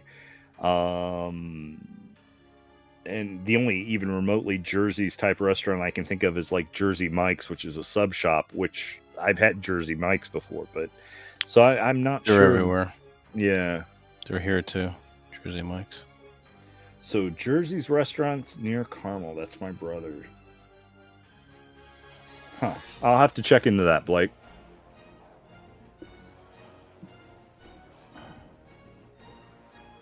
It was on Diners, Drive-In, and Dives years ago. Huh. I bet I've seen that episode done. Because that does sound familiar. Because unfortunately, there aren't a lot of Indiana or Indianapolis places that's been on that show. There's the Triple X Drive-In up in Lafayette. There's the historic Steer Inn on the east side of Indianapolis. There's a tamale shop on the west side that was on it. And then that Jersey's place does sound familiar. Is that restaurant even still open?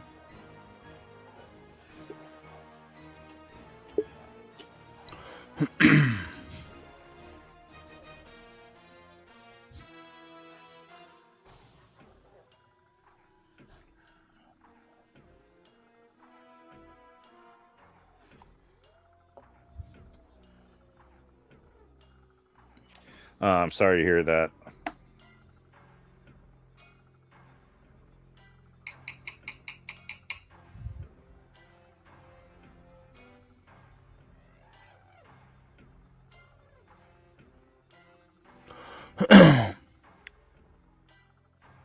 Spray cans. What's spray cans? What the fuck you're talking about?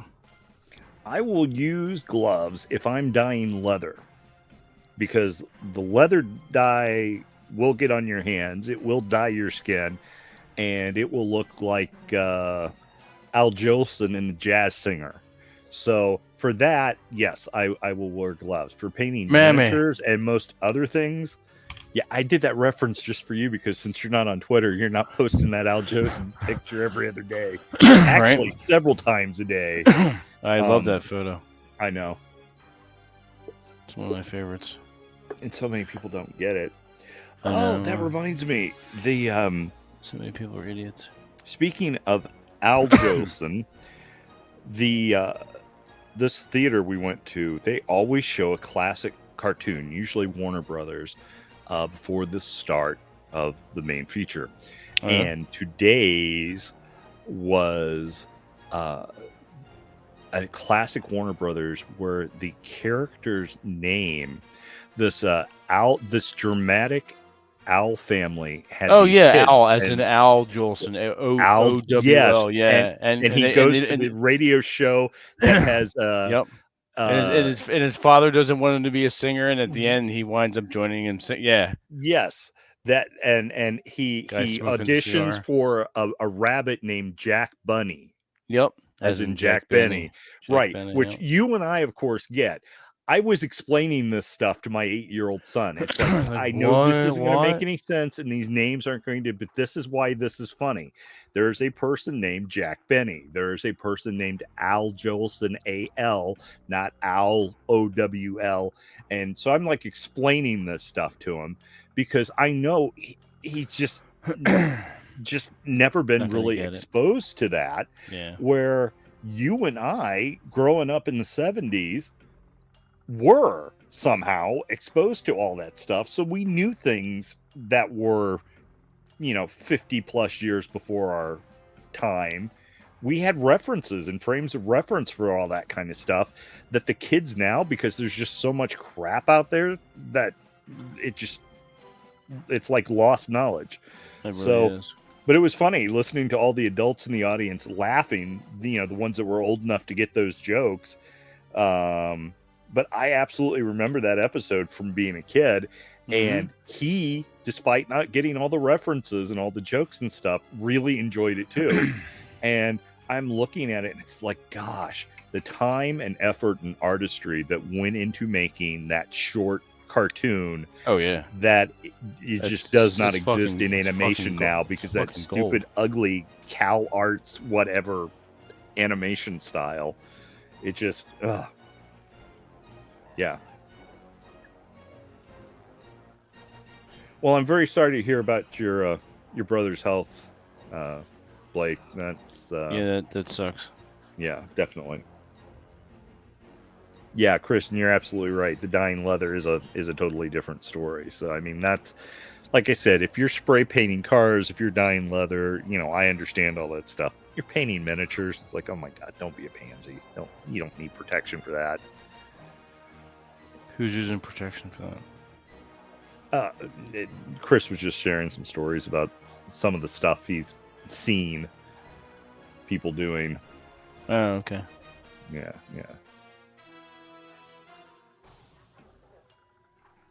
Made him bucktooth. Oh, cool. I don't know if you can see it. This goddamn man. Fucking light. Yeah, it's all right.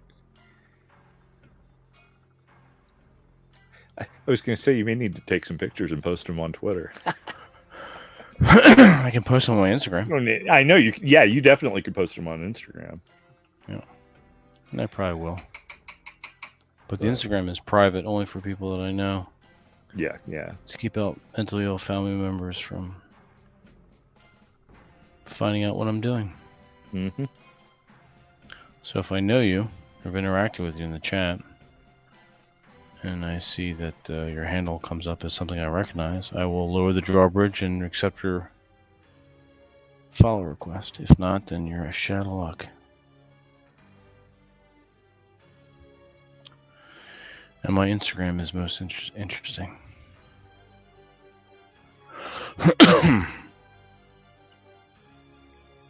Cool. I'll let him dry, and then I'll go ahead. I did some dry brushing on him, on his boots and his tunic. Okay. Give him some white buck teeth, give him some red eyes. I gotta put the ink wash on him.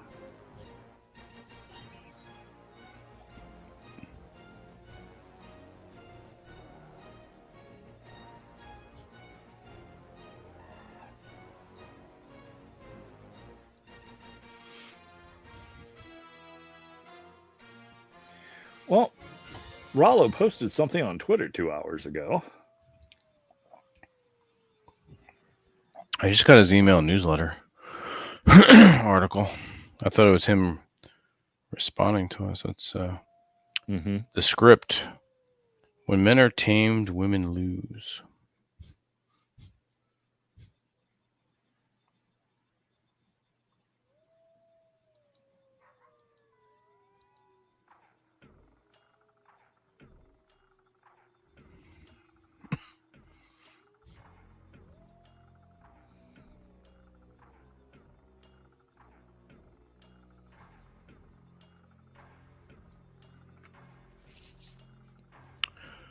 Yeah, I know what happened. Yeah, I don't either. And he posted on Twitter, 45 minutes ago and 2 hours ago. So he should have seen my. Well, the thing is, he gets so many notices at him on Twitter. Yeah. He's not going to see it unless he. Well, he should see. I mean, that's still going to come up in the limited followers because I know he follows you too. Right. So that should still come up. But I mean, I'm sure there's also he. That's funny. Every once in a while, he'll like something I've sent him because I'm like the one person who sent him like a picture of some model kits from Macross or Robotech type stuff. I'm the only one that like sends him geek stuff, whereas 20 other guys are sending the video of the latest thing. Oh yeah. Destiny said, or so and so's wife who did porn did, or oh, did you see what this woman on Insta, all the same stuff that everybody sends him for bullshit commentary and stuff. Yeah. And I mean, I know that's part of his brand to do some of that, but I mean, I know he wants to do more than just be commenting on the stupid crap other people. Well, that's why he runs our games, and I asked him to run our games, and he, should be here for this.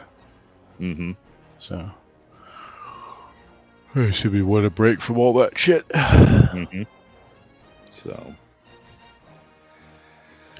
oh well, indeed, his loss. We got some miniatures painted. We got to hang out and talk to a couple cool guys on the chat. So it's good. Exactly. Yeah. No worries. Yeah, Zoran came out really good. I'm happy with this. Yeah.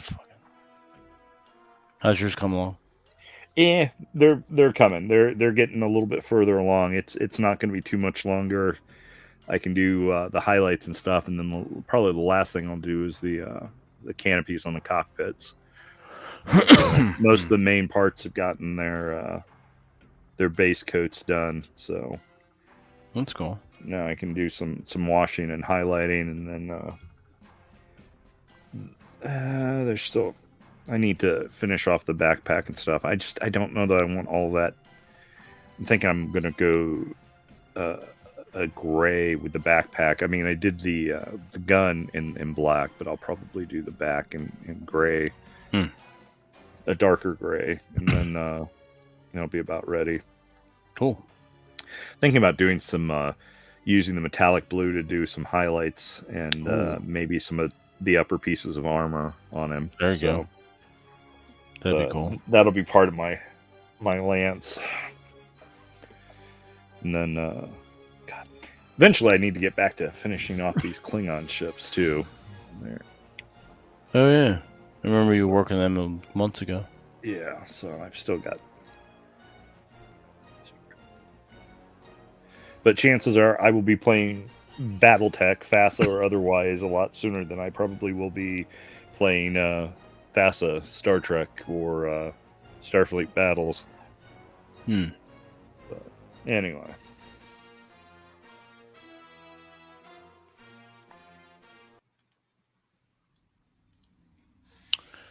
How dare you? How dare you, Blake? Try to dissuade Chris from joining Instagram so he can follow the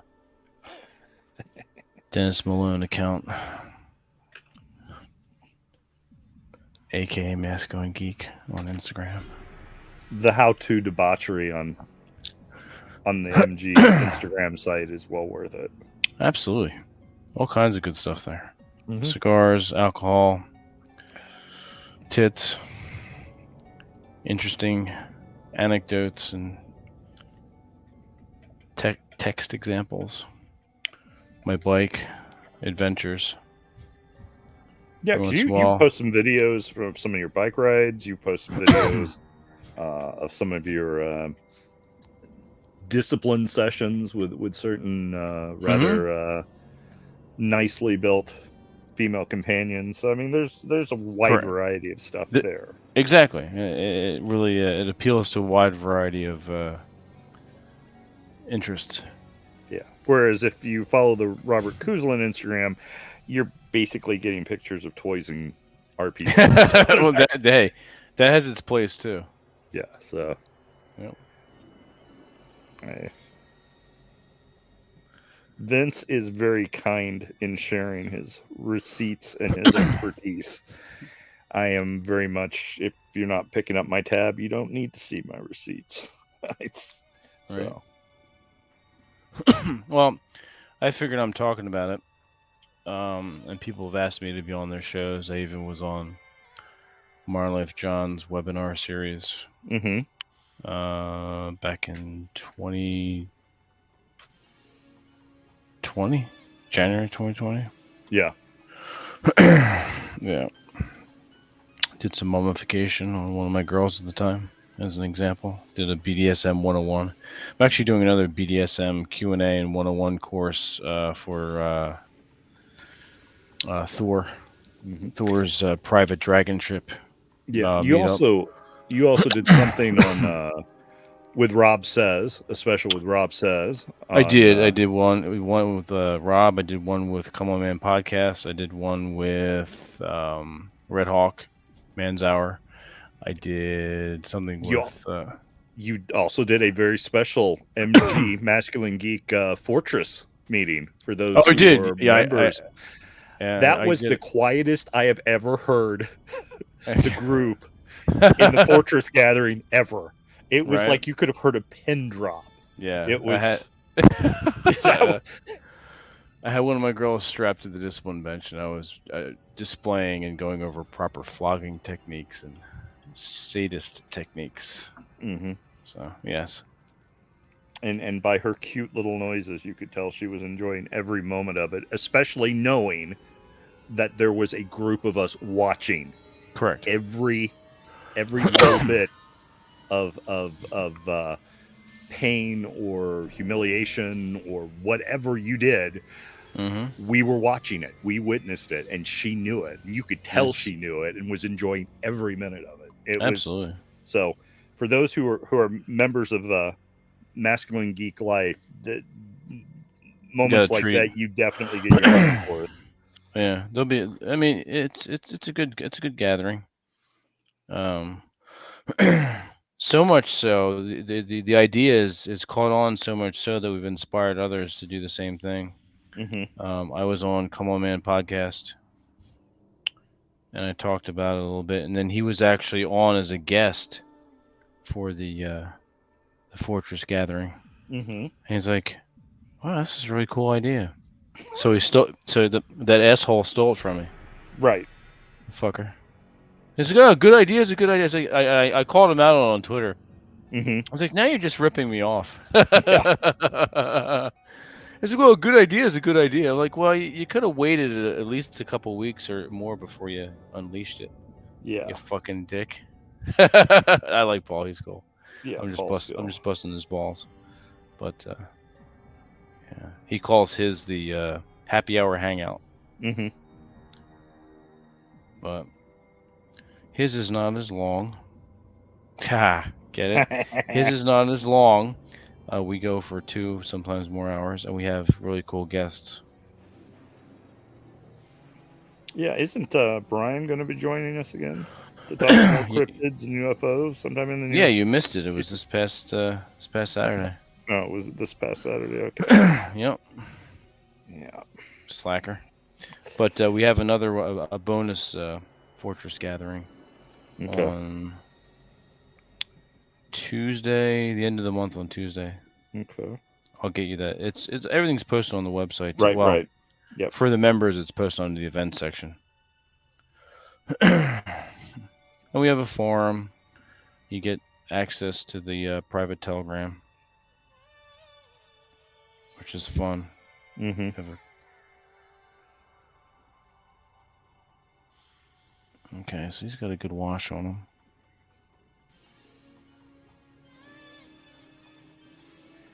Yeah, I usually end up just talking about wrestling with Paul, which is fine. Nothing wrong with that. Yeah, and you know, I kind of like staying in that wheelhouse of just talking about geek trivial stuff. Because my God, it's like everybody's talking about the porn star wife getting railed by the black guy, or you know, this person. The whole shit. Yeah, and Destiny doing this and Sneeko doing that, or Fresh I don't give a shit about or Andrew Tate, or and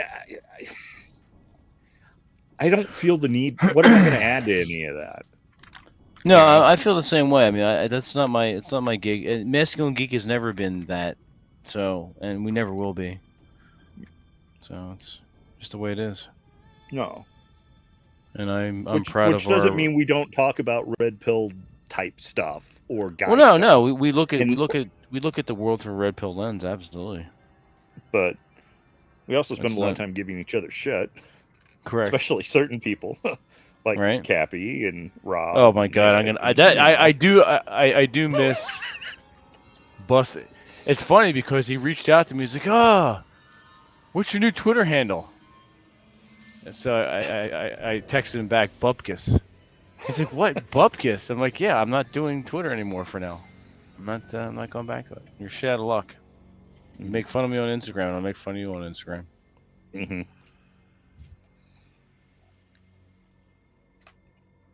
I guess he's having tech issues or something and has canceled his shows for the week.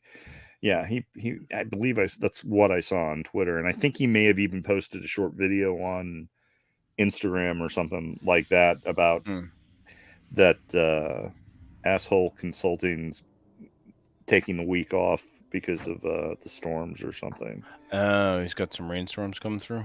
Yeah, so I think they've had some tech issues because of that, so which is fine. That gives him more time to walk out in the woods and earn his $20 or whatever. That's one of my finer moments in that meme. that meme as a t-shirt is just absolutely brilliant. I love that. And I'll pat myself on the back for that. Yep. And he owns it, is the thing. Yeah, and he's like, I don't even care. I was like, Aaron, do you fully understand what this means? I mean, it pretty much means that for $20 you're gonna suck a dick. Uh-huh. You're okay with that? All right, fine, sure. And he seems to be okay with it. I mean, he walked around that one town with the fucking shirt on. Yep. Blake, have I eaten tequilas in Philly yet? I have not, no, but I'll be getting to Philly. I have a couple meetups coming up with some women, so I may make that one of my meetup points. So we'll see. Rumor has it that the next W. Britain's Toy Soldier seminar for 2024 is scheduled to be in Gettysburg. So if that is the case, and I do end up going there, I will let you know. That way, if there's a, let me know. I'll rent. Yeah. I'll rent my my house again that I usually get. Yeah. So, but so I'll keep you posted. Yeah, please do. But I really enjoyed the seminar at the stuff that we talked about: uniforms, history, battles. talked about the Battle of Franklin, Tennessee, from the Civil War. We talked about some various, since it was in Ohio, various Ohio units in World War One and the Civil War and their uniforms and things like that. I actually got to see some authentic uniforms from that period of time. Cool.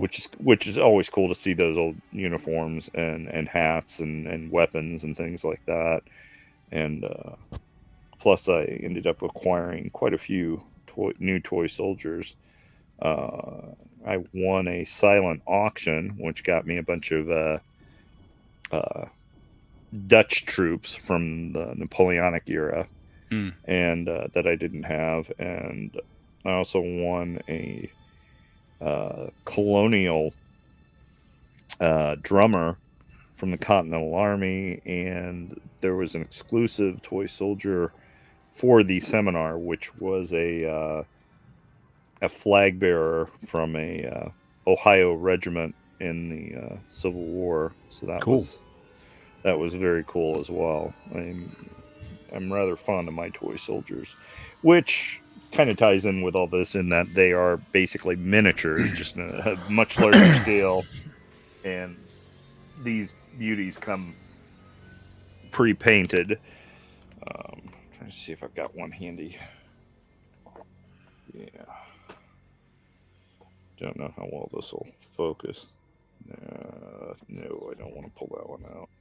See if I got one I can show though. Oh, here we go. This is a black and white image, but a British rifle officer for the 95th Regiment. So, but that's kind of the... Oh, cool. Yeah.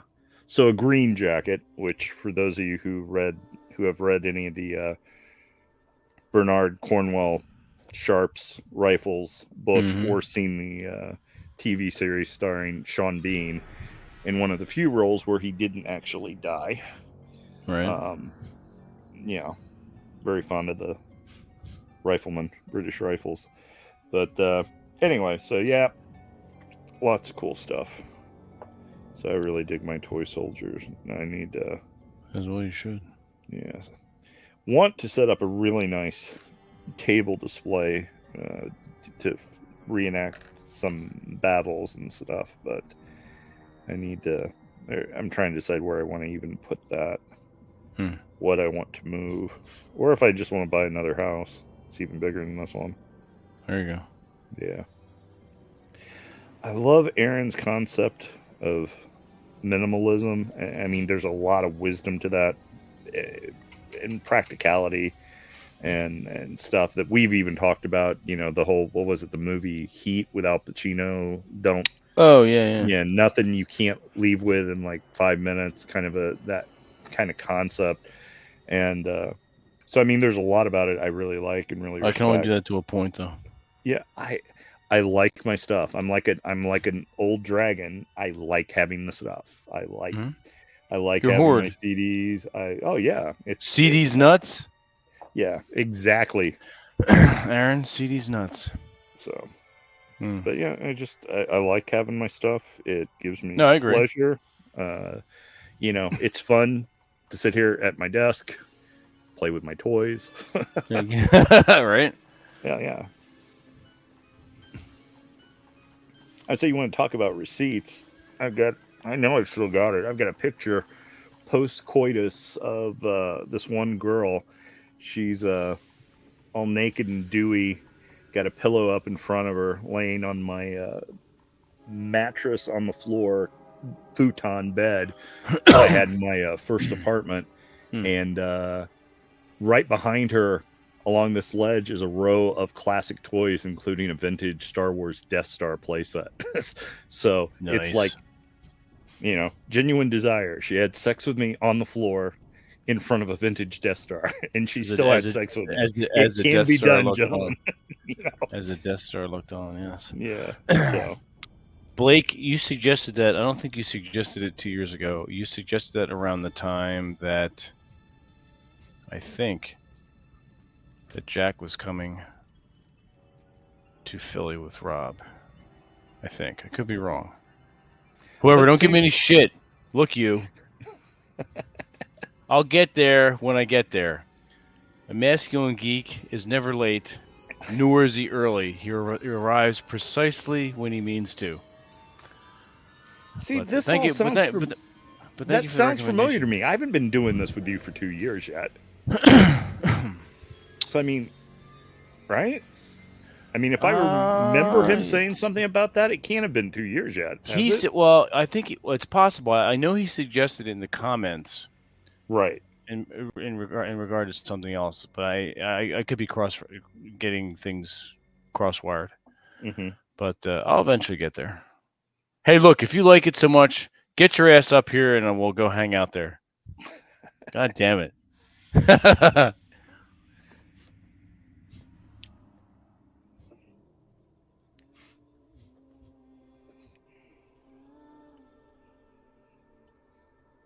Speaking of that kind of stuff, Rob and TJ will be out here soon. Yes. Got I've heard the rumblings and the rumors. So yep, it's gonna be another MG Village by the Sea. Mm-hmm. Well, hopefully TJ will enjoy that. I mean, get to spoon up with Rob, be all nice and cozy, warm, sleep like a couple of happy cats. That's right. That would be good. What's TJ going to do with his dog, by the way, while he's gone for that long? I don't know. I think he said something affected. He had some people to take care of it. Yeah, because I don't see him putting that dog in a kennel or something like that for a week. No, he wouldn't. He would have either neighbors or a family member because he's closer to his family now. Right. That'd be my guess. Okay, that's good. Yeah, I don't care about TJ, but I'm worried about his dog. Right? Yeah, exactly. The priorities, man. Fuck you, TJ. We're worried about. We're worried about Willow. Yep. So, yeah, we'll probably do a. It's already after 11, Vince. It is. Yeah, we're gonna call it soon. We're probably gonna do a rogue broadcast either during the week or the weekend. I know TJ wants to join one of those, so we'll get to hang out. Oh, that'll be good. Good, gentlemen. So cool, Blake. I'm up for that. When you're feeling better and you want to do a road trip out here, let me know. We'll set something up. Yeah, you and I need to get together out in Jersey just so we can hit some of the Revolutionary War battlefields there in Jersey. Oh yeah, that's Trenton and stuff like that. We talked about that. That would be cool. We did, yeah. And you had some. You were doing some traveling. If you want to do that, even this winter, do like a December, and go to the reenactment, or not the reenactment, but go to the site around in December. The month that it happened, and then go to Valley Forge. We can take a drive out to Gettysburg because it's only 2 hours and 15 minutes from me. And do we can do Red Bank. We could do the up in Morristown. All the different. We can hit all the battle sites in Jersey in 2 days. That'd be cool. That'd be very cool. Absolutely. Yeah. Get some good food and good drink. Oh yeah. We'll have to talk about that later. So. Yeah, we'll discuss that behind the scenes. But Robert pointed out that it is after 11, and we want to keep these relatively short, around the 2 hour mark, as always. Just like the game tomorrow will be around 2 hours, if we can get Drew to shut the hell up. God damn it! We got like 12 different major plot story arc things going on just from rolls of the dice. It's crazy. Yep. Crazy, man. Indeed. Oh, we're in Jersey. Whereabouts? Is he North, Central, or South Jersey, Blake?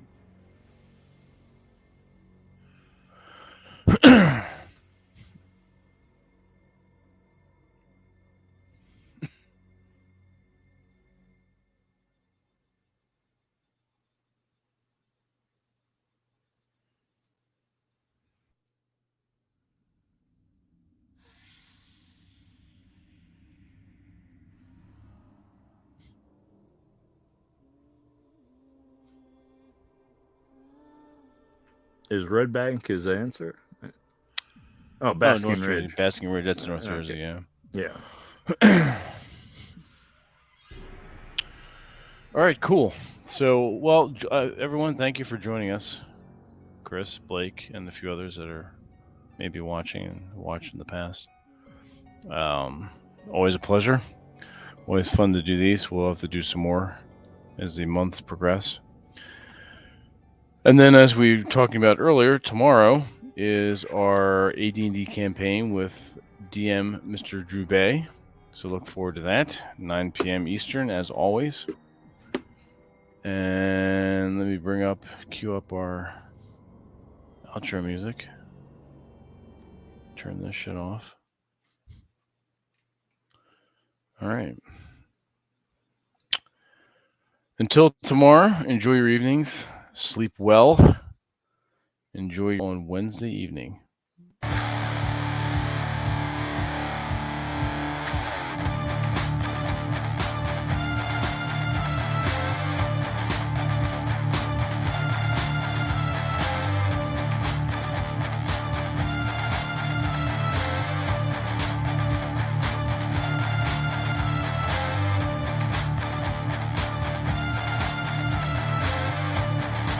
Aaron Claire's gay.